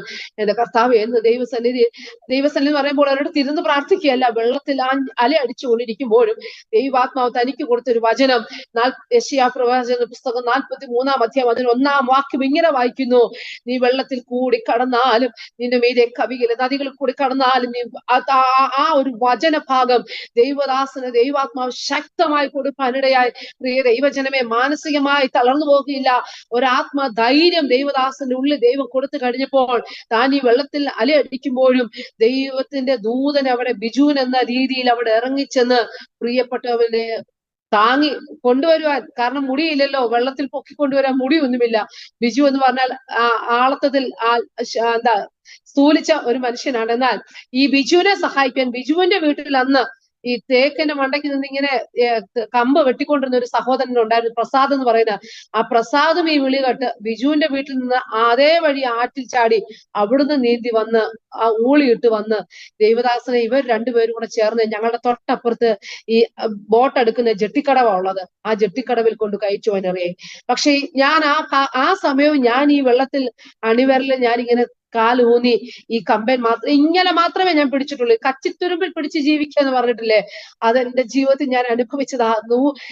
നൂലെ പിടിച്ചാണോ കച്ചിത്തുരുമ്പിൽ പിടിച്ചാണോ, നമ്മൾ എവിടെയാ, നമുക്ക് ഒന്നനങ്ങിയാൽ നമ്മൾ താഴെ വീഴും. പക്ഷെ എന്നെ താങ്ങിയ ഒരു കരം എന്റെ ശരീരത്തിൽ എനിക്ക് അനുഭവപ്പെടുവാനിടെ, ഞാൻ ആ വെള്ളത്തിൽ നിൽക്കുമ്പോഴും ഞാൻ താന്നു പോകാതെ കർത്താവിന്റെ കരം എന്നെ വന്ന് താങ്ങിയത് കൊണ്ട്, പ്രിയ ദൈവജനമേ, നിങ്ങൾക്കറിയാമോ, ദൈവദാസനെ അവിടെ അപ്പുറത്തെ ജെട്ടിക്കടവിൽ കൊണ്ടു ചെന്നു. എനിക്കറിയേണ്ട ഒരു കാര്യം, തനിക്ക് ജീവനുണ്ടോ ഇല്ലയോ എന്നാ എനിക്കറിയേണ്ടത്. അപ്പോൾ താൻ വെള്ളത്തിൽ കയറി ആ ജെട്ടിക്കടവിനവിടെ വന്നിട്ട് താൻ ചോദിച്ചു, ജോയ്സ് എന്തിയേ? അത് ഞാൻ ആ ശബ്ദം കേൾപ്പാനിടെ, മോൻ എന്തിയെ? ഈ 2 വാക്കുകൾ ചോദിച്ചു. പക്ഷെ ദൈവദാസന് ബോധം പറയുവാനൊന്നും ദൈവം ഇടയാക്കിയില്ല. തന്റെ നെറുകയിൽ അല്പം വെള്ളം കയറി എന്നുള്ളത് അല്ലാതെ മറ്റു യാതൊരു ബുദ്ധിമുട്ട് കൂടാതെ. നിങ്ങൾക്ക് കേൾക്കണമോ, ഈ സമയം ഞാൻ ഈ വെള്ളത്തിൽ നിൽക്കുമ്പോൾ പ്രിയ ബിജുവിന്റെ മാതാവ്, അല്ലെങ്കിൽ പ്രിയ ഷീനയുടെ മദറിലോ അമ്മാമ ലീലമാമ ഓടി വന്നിച്ച്, ജോയ്സ് മോളെ എന്ന് പറഞ്ഞ അമ്മാമ ഓടി വരുന്നത് വിളിച്ചിട്ട് എന്നോട് ചോദിച്ചു, എവിടാ കുഞ്ഞ്? അപ്പൊ ഞാൻ ഈ ഒരു കാട് പോലെ ഉണ്ട്, ഈ മരം കണ്ടൽ നിൽക്കുന്ന ആ ഭാഗത്താണ് ഞാൻ നിൽക്കുന്നത്. ഞാൻ അമ്മാമ എന്ന് ഞാൻ മാത്രം വിളിച്ചു, എനിക്ക് ശബ്ദം എടുക്കാൻ പറ്റുന്നില്ല. ഞാൻ അമ്മാമ വിളിച്ചു. അമ്മാമ പെട്ടെന്ന് വെള്ളത്തിൽ കൂടി ഇങ്ങനെ വന്ന് എനിക്ക് കൈ തന്ന് എന്നെ കരക്കി ഇരുത്തി കഴിഞ്ഞപ്പോൾ അപ്പോഴത്തേക്ക് ആ ദേശം മുഴുവനും ആൾക്കാരെ കൊണ്ട് അറിയുവാനിടയായി. നിമിഷ നേരം കൊണ്ട് അവിടെ ആൾക്കാർ വന്ന് നിറഞ്ഞു. പക്ഷേ വിഷയം സംഭവിച്ച എന്റെ കുഞ്ഞിനെ കാണുന്നില്ല, ഞങ്ങളുടെ കുഞ്ഞിനെ കാണുന്നില്ല. പെട്ടെന്ന് അവിടെ അവരെല്ലാം ആഷർ മോനെ കുഞ്ഞെ മോനെ എന്നൊക്കെ വിളിക്കുന്നു. അവനെ കേൾപ്പാൻ അവന് അവിടെ എങ്ങും ആ മിറ്റത്തെങ്ങും ഇല്ല. പെട്ടെന്ന് ഈ ലീലമാമ വന്ന് എന്നോട് പറഞ്ഞു, മക്കളെ നീ ഒന്ന് വിളിച്ച്, നിന്റെ ശബ്ദം കേട്ടാൽ. അപ്പോൾ പലര് പറയുന്നു, വെള്ളത്തിൽ നോക്കടാ, കുമള വല്ലം പൊങ്ങുന്നുണ്ടോ നോക്കുക, അമ്മയപ്പനും വെള്ളത്തിൽ ഇറങ്ങിയത് കണ്ട് കുഞ്ഞു ചാടി നോക്കടാ. ഇതെല്ലാം ആൾക്കാർ ഇങ്ങനെ പറഞ്ഞുകൊണ്ടിരിക്കുക. പക്ഷെ നിങ്ങൾ കേൾക്കണമോ, ഞാന് മമ്മിയുടെ ആഷർ മോനെ എന്ന് പറഞ്ഞ് ഞാൻ എനിക്ക് ആവുന്ന ശബ്ദം എടുത്ത് ഞാൻ വിളിച്ചു കഴിഞ്ഞപ്പോൾ ആ വീടിന്റെ സൈഡിൽ ഒരു മൂലയ്ക്ക് ചെറിയൊരു പന നിപ്പുണ്ട്, കൊച്ചൊരു പന തയ്യ. ആ പനയുടെ ഇല ഇങ്ങനെ മറിഞ്ഞു കിടപ്പുണ്ട്. അവൻ അമ്മേന്ന് വിളിച്ചോണ്ട് ആ പനയുടെ ഇലയുടെ ഇടയ്ക്കുന്ന് ഇവന് ദൈവം ഒരു ബുദ്ധി കൊടുത്ത് മറച്ചു നിർത്തിയതാകാം, ദൈവം അവനെ അവിടെ സൂക്ഷിച്ചതാകാം. ആ പനയുടെ ഇലയുടെ മറവിൽ കുഞ്ഞിനെ ദൈവം സൂക്ഷിപ്പാനിടയായി. അവൻ വന്ന് വെള്ളത്തിൽ ഇറങ്ങുവാനൊന്നും ഇടയാകാതെ ദൈവം അവനെ അവിടെ സൂക്ഷിപ്പാനിടയായി. ദൈവമക്കളെ, അന്ന് മരണകരമാകുന്ന ആപത്തിൽ നിന്ന് സങ്കീർത്തനക്കാരൻ പറയുന്നത് പോലെ ഉയരത്തിൽ നിന്ന് അവൻ കൈ നീട്ടി പെരുവെള്ളത്തിൽ ഞങ്ങളെ വലിച്ചെടുത്ത്, ഹല്ലേലൂയ, ഞങ്ങളുടെ കാലുകളെ അവൻ പാറമേൽ നിർത്തിയത് കൊണ്ട് ഇന്നും ദൈവം ഞങ്ങൾക്ക് 2ാം ജന്മം തന്നതുപോലെ ദൈവസന്നിധി ശുശ്രൂഷയ്ക്കായി പിന്നെ കർത്താവിന്റെ നാമത്തെ ഉയർത്തേണ്ടതുള്ളത് കൊണ്ടാ ദൈവാത്മാവ് ഞങ്ങളെ വിടുവിപ്പാനിടയായി തീർന്നത്. ശുശ്രൂഷയുടെ കാലഘട്ടം കഴിഞ്ഞുവെന്നും ജീവിതം ഇവിടെ കൊണ്ട് അവസാനിച്ചുവെന്നും ലോകം വെച്ചിരിക്കുന്ന ആ തലങ്ങളൊക്കെയും, അല്ലെങ്കിൽ ലോകം വെച്ചിരിക്കുന്ന ഒരു ഘട്ടമുണ്ട്, 3ാം തവണ വെള്ളത്തിൽ താന്നാൽ ഇനി പൊങ്ങുകയില്ല എന്ന്. എന്നാൽ നിങ്ങൾക്ക് കേൾക്കണമോ, ആ 3ാം തവണ ഞാൻ എന്റെ കാഴ്ചയിൽ 3ാം തവണ താഴ്ന്നെങ്കിലും ദൈവദാസൻ അതിന് മുമ്പ് എത്ര പ്രാവശ്യം പൊങ്ങിയൊന്നും അറിയില്ല. എന്നാൽ സ്വർഗത്തിലെ ദൈവത്തിന്റെ കരം നീ വെള്ളത്തിൽ കൂടി കടന്നാലും നീ നദികളിൽ കൂടി കടന്നാലും നിന്റെ മീതെ കവിയാതെ നിന്നെ സൂക്ഷിക്കുന്ന ദൈവത്തിന്റെ സാന്നിധ്യം നിന്നോട് കൂടെ ഉണ്ട് എന്ന് ആ വാക്ക് കൂടെ ഞാൻ നിങ്ങളോടൊന്ന് പറഞ്ഞുകൊള്ളട്ടെ, നിങ്ങൾക്കൊരു ബലമായിക്കൊള്ളട്ടെ. ഹല്ലേലൂയ. അങ്ങനെ നിങ്ങൾക്ക് കേൾക്കണമോ, ആ സ്ഥലത്ത് തന്നെ ദൈവാത്മാവ് ചില വിടുതലുകൾ അയപ്പാനിടയായി. പെട്ടെന്ന് അവിടെ കാര്യങ്ങൾ പ്രവർത്തിപ്പാൻ അവിടെ ഒരു കുറച്ച് വസ്തു അവർ അതിന് മുമ്പേ ആ, അവിടുത്തെ സഭ വസ്തു മേടിക്കാൻ വേണ്ടി അഡ്വാൻസ് കൊടുത്തിരുന്നു. അതെല്ലാം നഷ്ടമായിരിക്കുന്ന ഒരു സമയമായിരുന്നു. എന്നാൽ ദൈവാത്മാവ് തന്നൊരു നിയോഗപ്രകാരം നിങ്ങൾ കേൾക്കണം, അതുവരെ ഞങ്ങളെ ജ്ഞാനായ സഭകളിലുള്ള പ്രിയ മാതാക്കളൊന്നും നമ്മളെ ആ ഭവനങ്ങളൊന്നും കയറ്റുകയില്ലായിരുന്നു. പക്ഷെ ഈ സംഭവം നടന്നതിന് പിന്നെ നമ്മൾ ആ വഴി ഒന്നും നടന്നു പോകണ്ട. അയ്യോ മക്കളെ എന്ന് പറഞ്ഞ പ്രിയ മാതാക്കൾ ഒത്തിരി അമ്മച്ചിമാരുണ്ടായിരുന്നു. എനിക്ക് ഇന്ന് ഓർമ്മയുണ്ട്, ഒത്തിരി അമ്മച്ചിമാരുണ്ടായിരുന്നു. ആ അമ്മച്ചിമാരൊക്കെ വന്ന് ദൈവദാസനെ പാസ്റ്ററേയും എന്നെയൊക്കെ വന്ന് കെട്ടിപ്പിടിച്ച് ഉമ്മയൊക്കെ തന്നിട്ട് നമ്മളെ വിളിച്ച് അവർ വീട്ടിൽ കൊണ്ടുപോകും. നിങ്ങൾ വന്ന് ഒരു വാക്കൊന്ന് പ്രാർത്ഥിക്കാമോ എന്ന് പറഞ്ഞ് ഞങ്ങളെ പലപ്പോഴും വീടുകളിൽ വിളിച്ചു കൊണ്ടുപോയി പ്രാർത്ഥിക്കുന്ന ഒരു സാഹചര്യം ഉണ്ടായി. അവിടെ ആ വസ്തുവിന്റെ വിഷയം നടന്നിരിക്കുമ്പോൾ ദൈവമക്കളെ, നിങ്ങളുടെ വിശ്വാസത്തോടെ ഒരു കാര്യം കൂടെ പറയട്ടെ. ആ ദൈവസഭയ്ക്ക് വേണ്ടി വസ്തു മേടിക്കുവാനും അവിടെ ഒരു ആലയത്തിന്റെ പണി ക്രമീകരിക്കാനും ഈ ചുരുങ്ങിയ 2 വർഷം കൊണ്ട് ദൈവം ഞങ്ങൾക്ക് തന്ന അവസരത്തിനായി ഞാൻ എന്റെ കർത്താവിനെ സ്തുതിക്കുന്നു. ഈ സമയങ്ങളാണ് പ്രിയ ബെറ്റിയെ, പ്രിയ ഷീനായെയും അവരുടെ കുടുംബത്തെയും ഒക്കെ ഇങ്ങനെ ഒരു ആത്മീയ സംഗമത്തിലേക്ക് ദൈവം ഞങ്ങളെ കൂട്ടിക്കൊണ്ടുവന്ന ആ ദൈവത്തിന്റെ സ്നേഹത്തിനായി ദൈവത്തെ സ്തുതിക്കുന്നു. അങ്ങനെ ജീവിതത്തിന്റെ മുൻപോട്ടുള്ള കാലഘട്ടങ്ങൾ മുൻപോട്ട് പോകുവാനിടെ, പക്ഷെ അവിടെ ഉണ്ടായ ഒരു സംഭവം കൂടി ഞാൻ പറയട്ടെ. നിന്റെ ജീവന് പകരം ജാതികളെ കൊടുക്കുമെന്നുള്ള ദൈവത്തിന്റെ ആ വചനം ഞങ്ങളെ ഉറപ്പിച്ചത് എങ്ങനെയാണെന്ന് അറിയാമോ? അവിടെ കടത്തുവള്ളം കടത്തിക്കൊണ്ടിരിക്കുന്ന ഒരു സഹോദരൻ ഉണ്ടായിരുന്നു. ആ കടത്തുവള്ളത്തിൽ ഈ പലരും അക്കരെ ഇക്കരെ കടന്നു പോകുന്നു. അങ്ങനെ ഒരു ദിവസം ഞങ്ങൾ അവിടെ അവിടെ ഉള്ളപ്പോൾ തന്നെ ഞങ്ങൾ അവിടെ നിന്ന് സ്ഥലം മാറുന്നതിന് മുൻപായി അവിടെ ആ കടത്തുവള്ളത്തിൽ കടത്ത് കൊണ്ടുപോകുമ്പോൾ 18 വയസ്സുള്ള ഒരു പെൺകുട്ടി, ഈ കടത്തുകാരൻ അവിടെ അതിനകത്തൊരു 3-4 പേരുണ്ടായിരുന്നു. പക്ഷെ എങ്ങനെയാണെന്ന് അറിയത്തില്ല, നടുഭാഗത്ത് വന്നപ്പോൾ ആ കടത്ത് മറിയുവാനിടയായി, ആ വള്ളം മറിയുവാനിടയായി. വള്ളം മറിഞ്ഞിട്ട് നിങ്ങൾ കേൾക്കണമോ, നീന്തൽ വശമുള്ള കടത്തുകാരൻ ആ വെള്ളത്തിൽ മുങ്ങി മരിപ്പാനിടയായി. 18 വയസ്സുള്ള ഈ ഭവനത്തോട് ബന്ധപ്പെട്ട് കറുകയിലൊക്കെ ഒരു ഭവനമാണ്. ആ 18 വയസ്സുള്ള ഒരു പെൺകുട്ടി മരിപ്പാനിടയായി. സത്യത്തിൽ ഞങ്ങൾ ആദ്യമൊന്നും ഈ വിഷയം ഞങ്ങൾ ആരോട് പറഞ്ഞില്ല. മറ്റൊന്നുമല്ല, ദൈവദാസന്റെ മാതാവിന് ഹാർട്ട് അറ്റാക്ക് വന്ന് ഒരു പേഷ്യന്റ് ആയതുകൊണ്ട് മാതാവിനോട് പറഞ്ഞാൽ ഈ വിഷയം അറിഞ്ഞാൽ അമ്മയ്ക്ക് ഇതൊരു വിഷമമാകുന്നുണ്ട്, ആരോടും പറഞ്ഞില്ല. പക്ഷെ നമ്മൾ ആരോടും പറഞ്ഞില്ല എങ്കിലും ദൈവത്തിന്റെ ദൂതനെ ചിലയിടത്ത് ദൈവം അയക്കും. ഞങ്ങൾക്ക് ഈ സംഭവം നടന്നുകൊണ്ടിരിക്കുമ്പോൾ ദൈവത്തിന്റെ ആത്മാവ് നമ്മളെ പല കാര്യങ്ങളിലൂടെ അറിയിച്ചപ്പോൾ തന്നെ ഇനി ഒരു വിശ്വാസം, ഒരു കാര്യം കൂടെ പറയട്ടെ. ഞങ്ങൾ ഇതിനു മുമ്പ് ശുശ്രൂഷിച്ച വേങ്ങൽ എന്ന് പറയുന്ന സ്ഥലത്തുള്ള ആ സഭയിൽ ഒരു സഹോദരി ഉച്ചയ്ക്ക് താനൊന്ന് വിശ്രമിക്കുവാൻ കിടക്കുമ്പോൾ, ഏകദേശം ഒരു 3:30 മണി കഴിഞ്ഞപ്പോൾ താൻ ഒന്ന് മയങ്ങി കിടക്കുമ്പോൾ താൻ പെട്ടെന്ന് കാണുന്നത് ഒരു ചെറുപ്പക്കാരൻ, ഒരു ഭാസ്കറും ഭാര്യയും വെള്ളത്തിൽ മുങ്ങി താഴുന്നു. ഈ സഹോദരി ആരാണെന്ന് മനസ്സിലാകുന്നില്ല. പക്ഷേ താൻ അലമുറയിട്ട് ദൈവത്തിൽ അങ്ങനെ സംഭവിക്കല്ലേ അപ്പാ എന്ന് പറഞ്ഞ് കരുവാൻ പ്രാർത്ഥിപ്പാനിടയായി. ദൈവമക്കളെ, നിങ്ങൾക്ക് കേൾക്കണമോ, ഞങ്ങൾ ഈ സംഭവം ഒക്കെ സംഭവിച്ച് ഞങ്ങൾ അന്ന് തന്നെ ഞങ്ങൾ വെൺമണിയിലും പോയി, മണക്കാലിലൊക്കെ പോയി. പക്ഷേ ഞങ്ങൾ ആരോടും പറഞ്ഞില്ല. എന്നാൽ ആ പിറ്റേ പ്രാവശ്യം മാസയോഗം നടന്നപ്പോൾ ദൈവസഭയായി ദൈവമക്കൾ ചേർന്ന് ആ കൂട്ടായ്മ യോഗത്തിൽ വന്ന് അവർ പറഞ്ഞു, ഞങ്ങളുടെ ദൈവദാസനെ കുടുംബത്തെ കർത്താവ് വിടുവിപ്പാനിടയായെന്ന്. ഇത് കേട്ടപ്പോൾ ഈ സഹോദരി ലിസി എന്ന് പറയുന്ന ആ സഹോദരി ഈ ആ മീറ്റിംഗ് കഴിഞ്ഞ ഉടനെ വന്ന് എന്നെ കെട്ടിപ്പിടിച്ച് എന്നെ അങ്ങ് അടങ്കൽ പിടിച്ച് അങ്ങ് ഒത്തിരി കരഞ്ഞു. ഞാൻ എന്ത് പറ്റി? അപ്പോൾ പറഞ്ഞു, എന്റെ പാസ്റ്ററിനും ആന്റിക്കും ആയി സംഭവിച്ച് ഞാൻ അറിഞ്ഞില്ല. പക്ഷെ എനിക്കറിയാമായിരുന്നു, ദൈവദാസന്മാരാരോ വെള്ളത്തിൽ പോയി. ഞാൻ ഇതുപോലെ ഇന്ന സമയത്ത് ഇത് ആരാണെന്ന് അറിയാൻ വേണ്ടി ഞാൻ ഇങ്ങനെ ആഗ്രഹിച്ചിരുന്നു. പ്രിയ സാജൻ പാസ്റ്ററും ജോയ്സ് ആന്റിക്കുമാണോ ഇത് സംഭവിച്ചേ? ദൈവം എന്നെ ആ സമയത്ത് പ്രാർത്ഥിപ്പാനായി ദൈവം എന്നെ ഉപയോഗിപ്പാനിടയായി എന്ന് പറഞ്ഞു. ഞാൻ പറഞ്ഞല്ലോ, തന്റെ ഭക്തന്മാർക്ക് നേരിടുന്ന കഷ്ടതകൾക്ക് വേണ്ടി അവർക്കൊരു ബുദ്ധിമുട്ടുണ്ടാകുമ്പോൾ ദൈവം ചിലരെ ചിലയിടങ്ങളിൽ എഴുന്നേൽപ്പിച്ച് അതിൽ നിന്നുള്ള വിടുതൽ തരുവാൻ ദൈവം ഇന്നും അതിനുവേണ്ടി ഉള്ള വ്യക്തി ജീവിതങ്ങൾ എഴുന്നേൽപ്പിക്കുന്ന ഒരു കാലഘട്ടമാണ്. ഞാൻ വേഗത്തിൽ മുൻപോട്ട് പറഞ്ഞു പോകട്ടെ.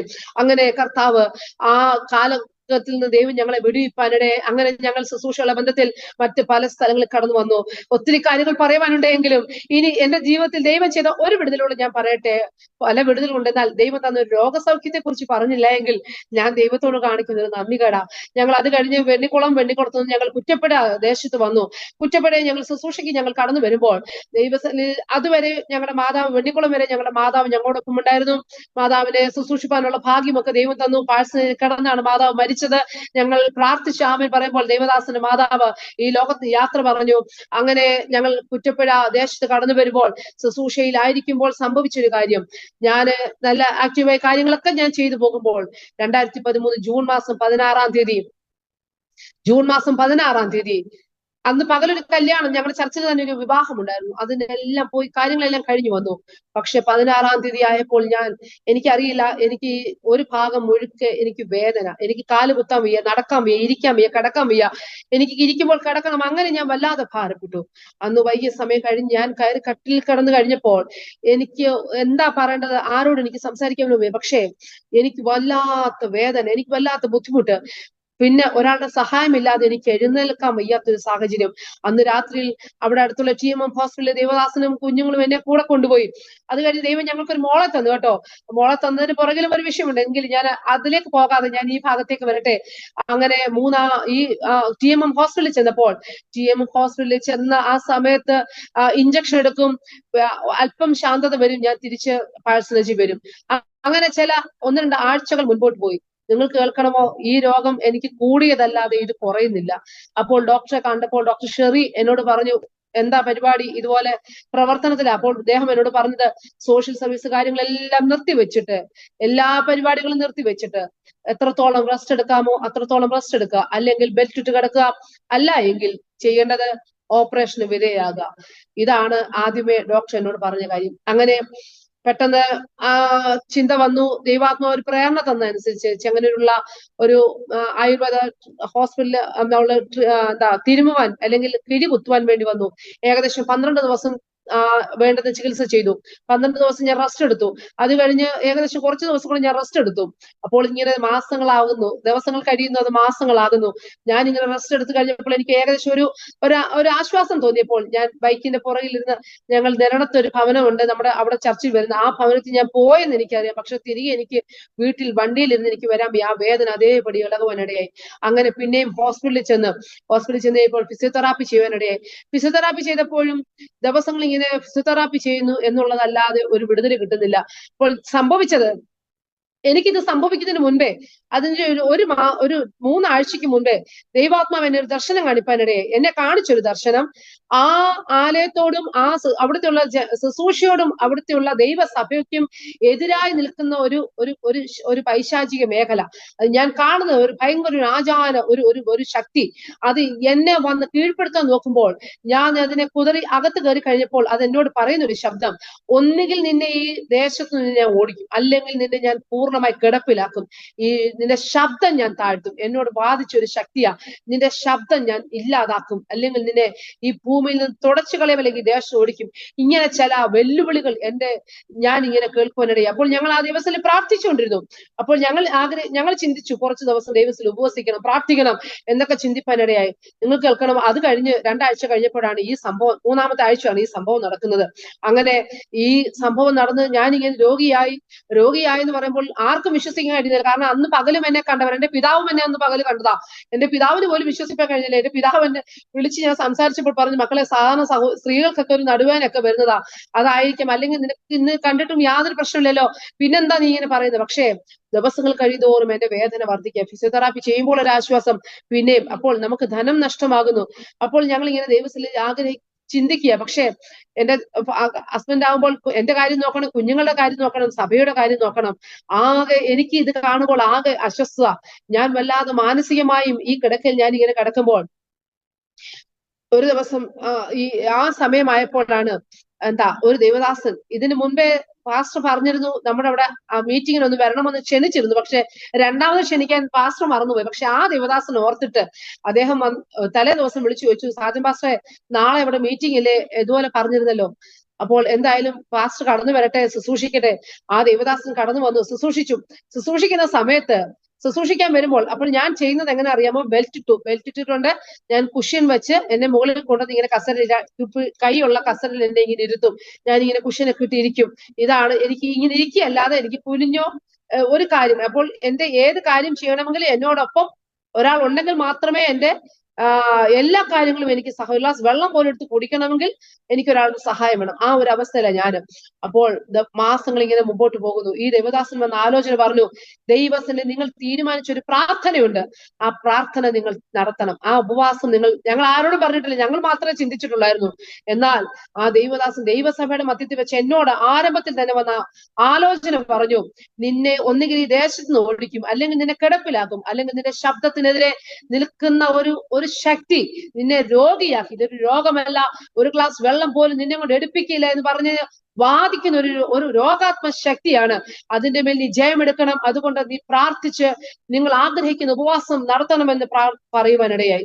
അങ്ങനെ ഞങ്ങൾ ചില ദിവസങ്ങളിൽ ചില കുടുംബങ്ങളിൽ ഉപവാസ പ്രാർത്ഥന നടത്തി. അവസാന ദിവസങ്ങൾ ആലയത്തിന് വന്നു. പക്ഷേ നിങ്ങൾ കേൾക്കണമോ, ഈ 20 ദിവസവും ഞാൻ ഇങ്ങനെ പോകും, പ്രാർത്ഥിക്കും, കടന്നു വരും. നമ്മൾ പ്രാർത്ഥിക്കുന്ന പല ഭവനങ്ങൾക്കും വിടുതലായി. പക്ഷേ എന്റെ ജീവിതത്തിൽ ഒരു വിടുതൽ നടന്നില്ല. എന്നെ മാനസികമായി വല്ലാതെ തളർത്തുവാനിടയായി. ആ സമയത്ത് തന്നെയാണ് ഞങ്ങളുടെ അസംബ്ലീസ് ബോർഡിന്റെ WMCയുടെ പ്രവർത്തനത്തിലായിരിക്കുന്ന ഡിസ്ട്രിക്റ്റിൽ നിന്ന് പ്രിയ മറിയാമ്മ ശമല ആന്റിയും തന്നോടൊപ്പം പ്രവർത്തിക്കുന്ന ഒരു ടീമും കുറ്റൂർ എന്ന് പറയുന്ന സ്ഥലത്ത് ഈ WMCയുള്ള ബന്ധത്തിൽ അവരൊരു ശുശ്രൂഷയ്ക്കായി കടന്നു വന്നു. എന്നെ പാസ്റ്റർ അടുത്ത് പറഞ്ഞു, അല്പസമയം നീ അവിടെ പോയി പ്രാർത്ഥിച്ചിട്ട് വാ. പക്ഷെ ഞാൻ അവിടെ ചെന്നപ്പോഴാണ് മനസ്സിലായത് രണ്ടാമത്തെ നിലയിൽ സ്റ്റെപ്പ് കയറണമായിരുന്നു. ഞാൻ ബെൽറ്റ് കെട്ടിക്കൊണ്ട് ഞാൻ വണ്ടി ഓടിച്ച് ഞാൻ അവിടെ ചെന്നത്. പക്ഷെ ഈ രണ്ടാമത്തെ നിലയിൽ കയറി ഞാൻ മുകളിൽ ചെന്നപ്പോൾ എനിക്ക് നിൽക്കാനും ഇരിക്കാനും. പക്ഷെ ഞാൻ ഇങ്ങനെ കസേരയിലിരിക്കുക. പക്ഷെ കസേരയിലിരിക്കുമ്പോൾ ദൈവാത്മാവ് തന്റെ ദൈവദാസിലൂടെ ദൈവാത്മാവ് ഇങ്ങനെ പറയുന്നു, നിന്നെ രോഗിയാക്കുവാൻ നോക്കുന്ന ആ മേഖലകൾ നീ ജയിച്ചു കയറിയില്ല എങ്കിൽ നീ നിത്യരോഗിയായി തീരുമെന്നൊക്കെ പറയുന്ന ഒരു ശബ്ദം കേട്ടുകൊണ്ടിരിക്കുമ്പോഴാണ് ഒരു ആരാധന നടുവിലാണ് ഞാൻ കയറി ചെല്ലുന്നത്. അപ്പോൾ ഞാൻ ചെന്നിങ്ങനെ കസേര നോക്കി ഇരിക്കുവാൻ, കൊച്ചു മുറിയായിരുന്നു, ആ കസേര നോക്കി ഇരിക്കാൻ ചെന്നപ്പോൾ ഈ ആന്റി വന്ന് എന്നോട് ചോദിച്ചു, എന്നെ അടുത്ത് വന്ന് ചോദിച്ചു, എന്തിനാ കസേര നോക്കുന്നത്, താഴെ ഇരുന്ന് ആരാധിക്കാൻ. സത്യത്തിൽ എന്റെ കണ്ണിൽ കൂടെ എന്താ നമ്മൾ പറയത്തില്ലേ, തീ പാറുക എന്ന് പറയത്തില്ലേ, നമുക്ക് ഒന്ന് പറയാനും വയ്യ. പക്ഷെ ഞാൻ പറഞ്ഞു, ആന്റി എനിക്ക് നടുവിന് വേദന. ഉടനെ എടുത്ത് പറഞ്ഞു, വിശ്വാസത്താൽ നീ താഴെ ഇരിക്കും, ദൈവം നിന്നെ വിടുവിക്കും. നിങ്ങൾ കേൾക്കണോ, ഞാന് പകുതി മനസ്സില്ല മനസ്സോട് തീർച്ചയായിട്ടും സത്യമായിട്ട് പറയാ, ഈ ആന്റി പറഞ്ഞത് കേൾക്കണമല്ലോ എന്നുള്ളത് കൊണ്ട് ഞാൻ ആ സർവ്വവേദനയും കടിച്ചു പിടിച്ച് ഞാൻ നിലത്തിരിപ്പാനാണ്. പക്ഷെ നിലത്തിരുന്ന് കഴിഞ്ഞപ്പോൾ എന്റെ ശരീരത്തിൽ ഒരു ചൂട് എനിക്ക് അനുഭവിപ്പാനിടെ.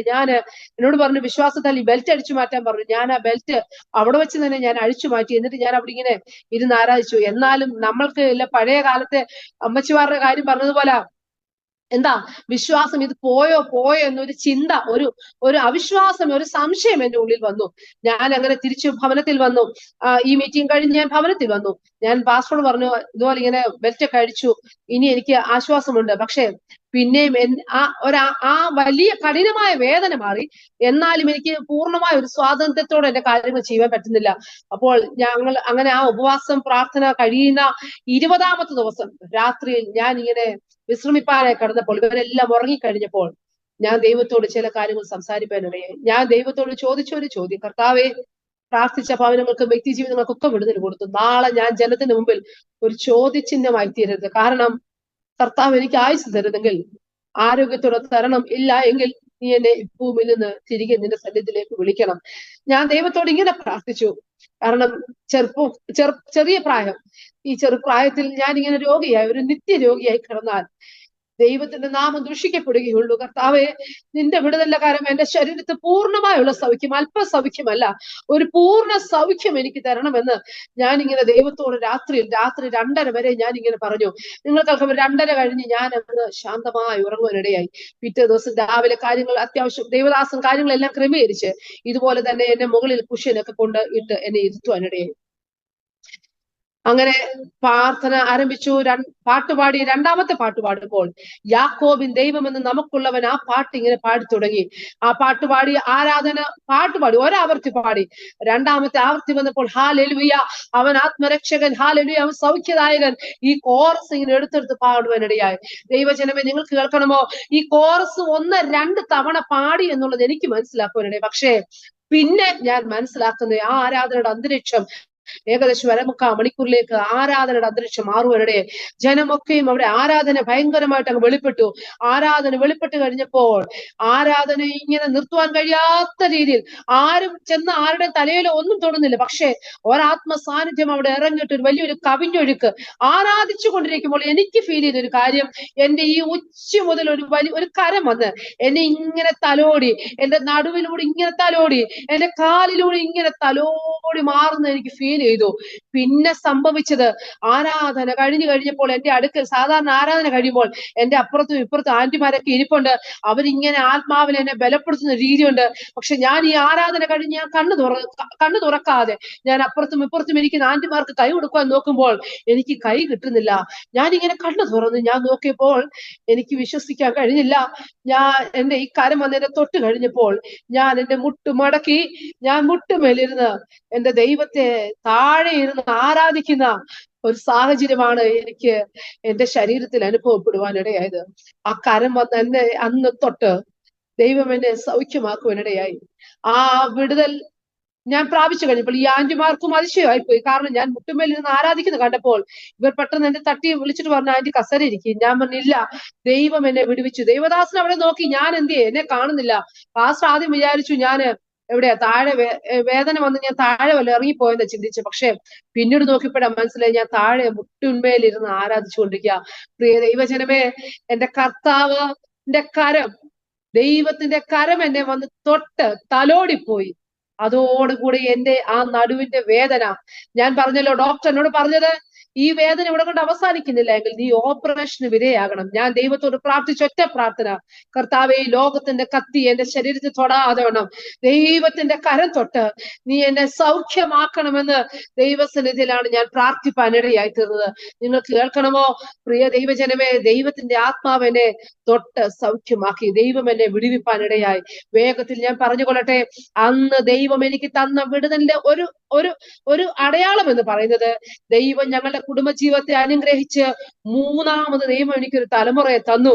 നിങ്ങൾക്ക് കേൾക്കണം, 2006 ഞങ്ങൾ രണ്ടാമത്തെ മകൾ ഉണ്ടായി കഴിഞ്ഞപ്പോൾ ദൈവാത്മാവ് എന്നോട് പറഞ്ഞു, നിനക്ക് ഒരു തലമുറയും കൂടെ ദൈവം നിനക്ക് തരും. പക്ഷെ നീണ്ട 11 വർഷം ഞങ്ങൾ ആ സമയത്തൊക്കെ പ്രാർത്ഥിച്ചു വിട്ടൊരു വിഷയം. പക്ഷെ നീണ്ട 11 വർഷം കഴിഞ്ഞപ്പോൾ മാനുഷികമായി മനുഷ്യർക്ക് പറയാൻ നമുക്ക് തെറ്റുപറ്റിയെന്ന്. എന്നാൽ ദൈവത്തിന്റെ വിടുതലകരം 2014 ദൈവം എനിക്ക് സൗഖ്യം തന്നുവെങ്കിൽ 2017 ആയപ്പോൾ ദൈവത്തിന്റെ ആത്മാവിന്റെ സാന്നിധ്യം എന്റെ മേൽ വന്ന് ദൈവത്തിന്റെ കൃപയാൽ ദൈവം ഞങ്ങളെ അനുഗ്രഹിച്ച് ദൈവം മൂന്നാമതൊരു തലമുറയെ കൂടെ തരുവാനിടയായി തീർന്നു. ആ തലമുറ എന്റെ ഉദരത്തിൽ ഉരുവായി കഴിഞ്ഞപ്പോൾ ഞാൻ ദൈവത്തോട് പ്രാർത്ഥിച്ചൊറ്റ കാര്യം, നീ എന്നെ തൊട്ട് സൗഖ്യമാക്കി. കഴിഞ്ഞ 2 നോർമൽ ഡെലിവറി എനിക്ക് തന്നു. അങ്ങനെയെങ്കിൽ ഈ ലോകത്തിന് മുമ്പിൽ എനിക്ക് പറയുവാൻ മൂന്നാമതും എനിക്കൊരു നോർമൽ ഡെലിവറി തരണമെന്ന് ഞാൻ പ്രാർത്ഥിച്ചു. നീണ്ട 11 വർഷത്തിന് ശേഷമാണെന്ന് ഓർക്കണം. എന്നാൽ ദൈവത്തിന്റെ കരം എന്നെ തൊട്ട് 2017 നവംബർ മാസം 27-ാം തീയതി ദൈവ സാന്നിധ്യം എന്റെ മേൽ ഇറങ്ങി വന്ന് ദൈവം എന്നെ തൊട്ട് തലോടിയത് മുഖാന്തരം ഒരു സുഖപ്രസവം എന്ന് പറഞ്ഞാൽ, ഞാൻ പറയട്ടെ, അല്ലാത്ത സമയങ്ങളൊക്കെ നമുക്ക് നടുവ് തിരുമ്പി തരുവാൻ അവിടെ നേഴ്സുമാർ കാണാം. പക്ഷെ ഞാൻ അവരോട് പറഞ്ഞു, നിങ്ങൾ എന്റെ നടുവിനൊന്നും തിരുമ്പണ്ട, പക്ഷെ കാലം മസിൽ കയറുമായിരിക്കും, ആ മസിൽ മാത്രം പിടിച്ച, പക്ഷെ നടുവിൽ നിങ്ങൾ തൊടണ്ട എന്ന് ഞാൻ അവരോട് പറയുവാനിടയായി. ഞാൻ പറഞ്ഞല്ലോ, ദൈവം എന്നെ തൊട്ട് സൗഖ്യമാക്കിയതിന്റെ ആ വിടുതലെ സാക്ഷ്യം, ദൈവത്താൽ ഒരു അനുഗ്രഹിക്കപ്പെട്ട മൂന്നാമതൊരു തലമുറയെ കർത്താവ് തരുവാൻ. ഇന്ന് എന്റെ കുഞ്ഞു 1-ാം ക്ലാസ്സിൽ പഠിക്കുന്നു. ഞാൻ പറഞ്ഞത് നിങ്ങൾക്ക് ഞാൻ പറഞ്ഞ ദൈവം നമ്മളെ കുറിച്ച് ദൈവത്തിന്റെ വാഗ്ദത്തം ദൈവം തന്നുവെങ്കിൽ അത് വാഗ്ദത്തം ചെയ്തവനാ. വാഗ്ദാനങ്ങളൊക്കെ മനുഷ്യർ തരുമ്പോൾ അതൊക്കെ മാറിപ്പോകുമ്പോൾ വാഗ്ദത്തം ചെയ്തവൻ വിശ്വസ്തൻ, അവൻ വാക്കു പറഞ്ഞാൽ മാറാത്ത ദൈവം. എന്തെല്ലാം പ്രതിസന്ധികൾ നിന്റെ ജീവിതത്തിൽ കടന്നു വന്നാലും, ഏതെല്ലാം മേഖലകളിൽ നീ കടന്നു പോകേണ്ടി വന്നാലും, അതിന്റെ നടുവിലും സ്വർഗത്തിലെ ദൈവത്തിന്റെ കരം നിന്നെ തൊട്ട് സൗഖ്യമാക്കുന്ന കരം, വിടുവിക്കുന്ന കരം, ആശ്വസിപ്പിക്കുന്ന കരം, സമാധാനം തരുന്ന ദൈവത്തിന്റെ കരം, വൻകാര്യങ്ങളെ പ്രവർത്തിക്കുന്ന ദൈവത്തിന്റെ കരം നിന്നോട് കൂടെ ഇരിക്കുമെന്നുള്ള ഒരു ഉറപ്പ് ഞാൻ നിങ്ങൾക്ക് തരുന്നു. ഇത് മാത്രമല്ല, ഒത്തിരി വിഷയങ്ങളുണ്ടെങ്കിലും സമയം ഇങ്ങനെ മുമ്പോട്ട് പോകുന്നല്ലോ. ഞാൻ അതുകൊണ്ടാണ് ഞാൻ വേഗത്തിൽ പറഞ്ഞു നിർത്തിയത്. ദൈവത്തിന്റെ കൃപയാൽ കഴിഞ്ഞ 24 വർഷം, ഈ ജനുവരി മാസമാകുമ്പോൾ കുടുംബജീവിതത്തിൽ പ്രവേശിച്ച് 25 വർഷമാകുന്നു. ഇതുവരെയും കർത്താവ് ഞങ്ങളെ ജയോത്സവമായി നടത്തി. ദൈവത്തിന്റെ എല്ലാ വിശ്വസ്തകൾ, എന്റെ മൂത്ത ആൺപൈതൽ അവൻ ഉക്രൈനിൽ പഠിച്ചുകൊണ്ടിരിക്കുകയായിരുന്നു. അപ്പോഴാണ് യുദ്ധം നടന്നത്. യുദ്ധത്തിന്റെ നടുവിലും ദൈവത്തിന്റെ വിശ്വസ്തയുടെ കരം എന്റെ പൈതലോട് കൂടെ ഇരുന്നത് കൊണ്ട് യുദ്ധം ആരംഭിക്കുന്നതിന് മുമ്പേ ദൈവാത്മാവ് ചില വിഷയങ്ങൾ അറിയിച്ചിരുന്നു. കുഞ്ഞുങ്ങളോട് പറഞ്ഞ് പ്രാർത്ഥിച്ചു കൊണ്ടിരുന്നു. യുദ്ധമാണെന്ന് അറിഞ്ഞപ്പോൾ ദൈവാത്മാവ് തന്നൊരു വചനമാണ്, ഒരു സൈന്യം നിന്റെ നേരെ പാളയം ഇറങ്ങിയാലും നീ നിർഭയമായിരിക്കും. തലമുറയോട് പറഞ്ഞൊരു കാര്യം, നിങ്ങൾക്കെതിരെ സൈന്യം ഇറങ്ങിയാലും നിങ്ങൾ നിർഭയമായിരിക്കും. പ്രാർത്ഥനയോടെ കടന്നു വരണം. അവന്റെ സീനിയേഴ്സും ജൂനിയേഴ്സുമായ പല കുഞ്ഞുങ്ങളുണ്ടായിരുന്നു. അവരെയൊക്കെ അവരിറങ്ങി അവിടെ നിന്ന് പുറപ്പെടുമ്പോഴും അവരുടെ ജീവൻ നഷ്ടപ്പെടാമായിരുന്ന സാഹചര്യം ഉണ്ടായിരുന്നു. അവരിറങ്ങി കഴിഞ്ഞപ്പോഴാണ് അവരുടെ പുറകിൽ ഒരു ഷെല്ല് വന്ന് വീഴുവാനിടയായത്. എന്നാൽ ആ ഷെല്ല് വന്ന് വീണിട്ട് പോലും ദൈവം ഞങ്ങളുടെ കുഞ്ഞുങ്ങളെ, തലമുറകൾ വെച്ചാൽ മറ്റുള്ള കുഞ്ഞുങ്ങളെ സൂക്ഷിപ്പാനിടയായി. നമ്മുടെ ജീവനെ ജീവപാണത്തിൽ കെട്ടുന്ന ആ ദൈവത്തിന്റെ സ്നേഹം ഓർത്താൽ പറഞ്ഞാൽ തീരാത്ത, എണ്ണിയാൽ തീരാത്ത നന്മകളെ കൊണ്ട് അവൻ നമ്മെ വഴി നടത്തുന്ന ദൈവമാകിയാൽ ഞാൻ എന്റെ കർത്താവിനെ സ്തുതിക്കുന്നു. ഹല്ലേലൂയ.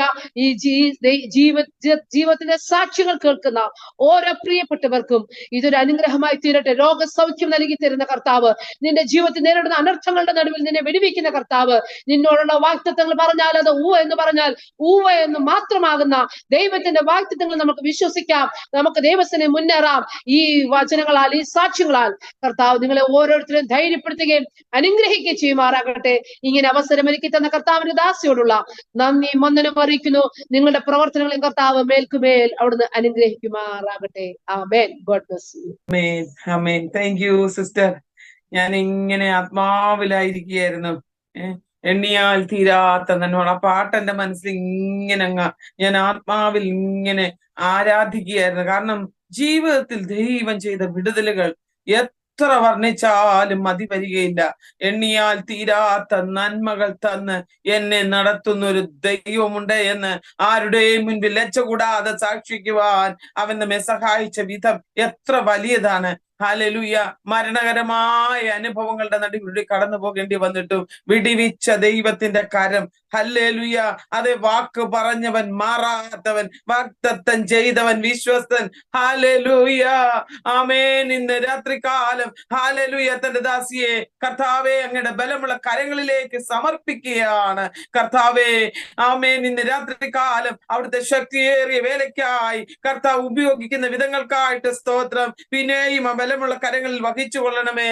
അനേകായിരങ്ങൾക്ക് ആശ്വാസം തണലുമായി ഈ കുടുംബത്തെ നീ ഉപയോഗിക്കേണ്ടതിനായിട്ട് പ്രാർത്ഥിക്കുകയാണ്. കർത്താവേ, എത്രയോ എത്രയോ എത്രയോ അനുഭവങ്ങൾ നടത്തിയ വിധങ്ങൾ തന്റെ ജനമായ ഇസ്രായേലിനെ അവൻ വിളിച്ചിറക്കി മരുഭൂമിയിൽ അവരെ കൈവിടാതെ വണ്ണം കരം പിടിച്ചവരെ എത്തേണ്ടിയെടുത്ത് എത്തിക്കും വരെയും ആമേൻ പകൽ മേഘസ്തംഭവും രാത്രി അഗ്നിസ്തംഭവും നൽകി നടത്തിയതുപോലെ കർത്താവ് തന്റെ മക്കളെ നടത്തുന്ന കൃപകൾക്കായിട്ട് നന്ദി പറയുന്നു. ഈ രാത്രി വേളയെങ്കിൽ പിന്നെയും സമർപ്പിക്കട്ടെ. നിന്റെ മക്കളെ അനുഗ്രഹിച്ചാട്ട് അവരുടെ മുന്നോട്ടുള്ള വേലകളെ കർത്താവ് തന്നെ ഏറ്റെടുത്തിരിക്കുകയായി സ്തോത്രം. അവരുടെ കുഞ്ഞുങ്ങൾ 3 പേർക്കുമായി സ്തോത്രം. കർത്തദാസനായി സ്തോത്രം. കർത്താവേ, ദിവസങ്ങളിൽ കർത്താവേ ജീവിതത്തിൽ അനുഭവിച്ച പ്രയാസങ്ങളുടെ നടുവിൽ നിന്നെ അനുഭവിക്കുവാനും നിരാശപ്പെട്ടു പോകുവാനുമല്ല, മറിച്ച് ദൈവാത്മാവിനാൽ വിടുതൽ പ്രാപിച്ച് ശക്തിപ്പെടുവാൻ ദൈവാത്മാവ് ഇടയാക്കിയതിനായിട്ട് ഞങ്ങൾ നന്ദി പറഞ്ഞേൽപ്പിക്കുകയാണ്. ഞങ്ങളുടെ ദാസിയെ സഹായിച്ചാട്ട് ആമേൻ. ഇന്ന് രാത്രികൾ പിതാവിന്റെയും പുത്രന്റെയും പരിശുദ്ധാത്മാവിന്റെയും നാമത്തിൽ അനുഗ്രഹിച്ച് പ്രാർത്ഥിക്കുകയാണ്. അനുഗ്രഹിക്കപ്പെട്ട സഹായിക്കണം. നന്മകൾ അനുഗ്രഹിക്കും. പ്രാർത്ഥന കേട്ടതിനായി സ്തോത്രം. യേശു ക്രിസ്തുവിന്റെ നാമത്തിൽ തന്നെ. ആമേൻ. ആമേൻ. ആമേൻ. ആമേൻ.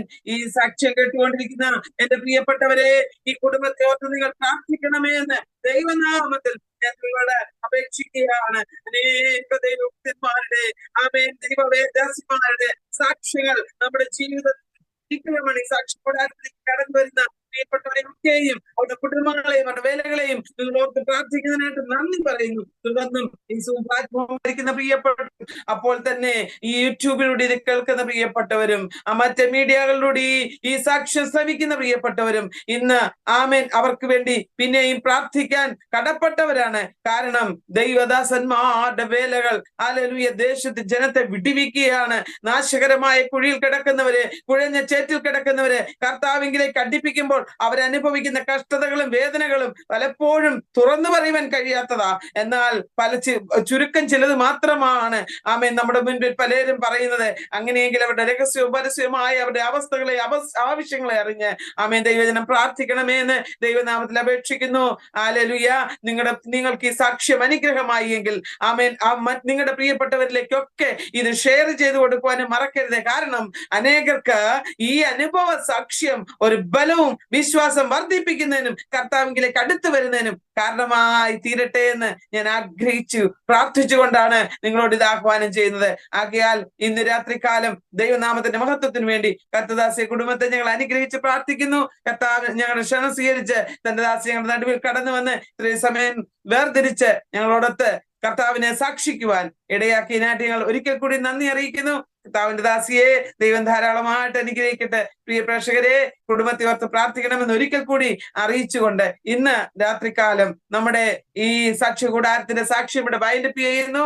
പിന്നെയും പുതിയൊരു സാക്ഷ്യം കേൾക്കാൻ ദൈവം ഇടയാക്കും വരെയും ഗോഡ് ബ്ലസ് യു. മാറാ ഇതിനകത്ത്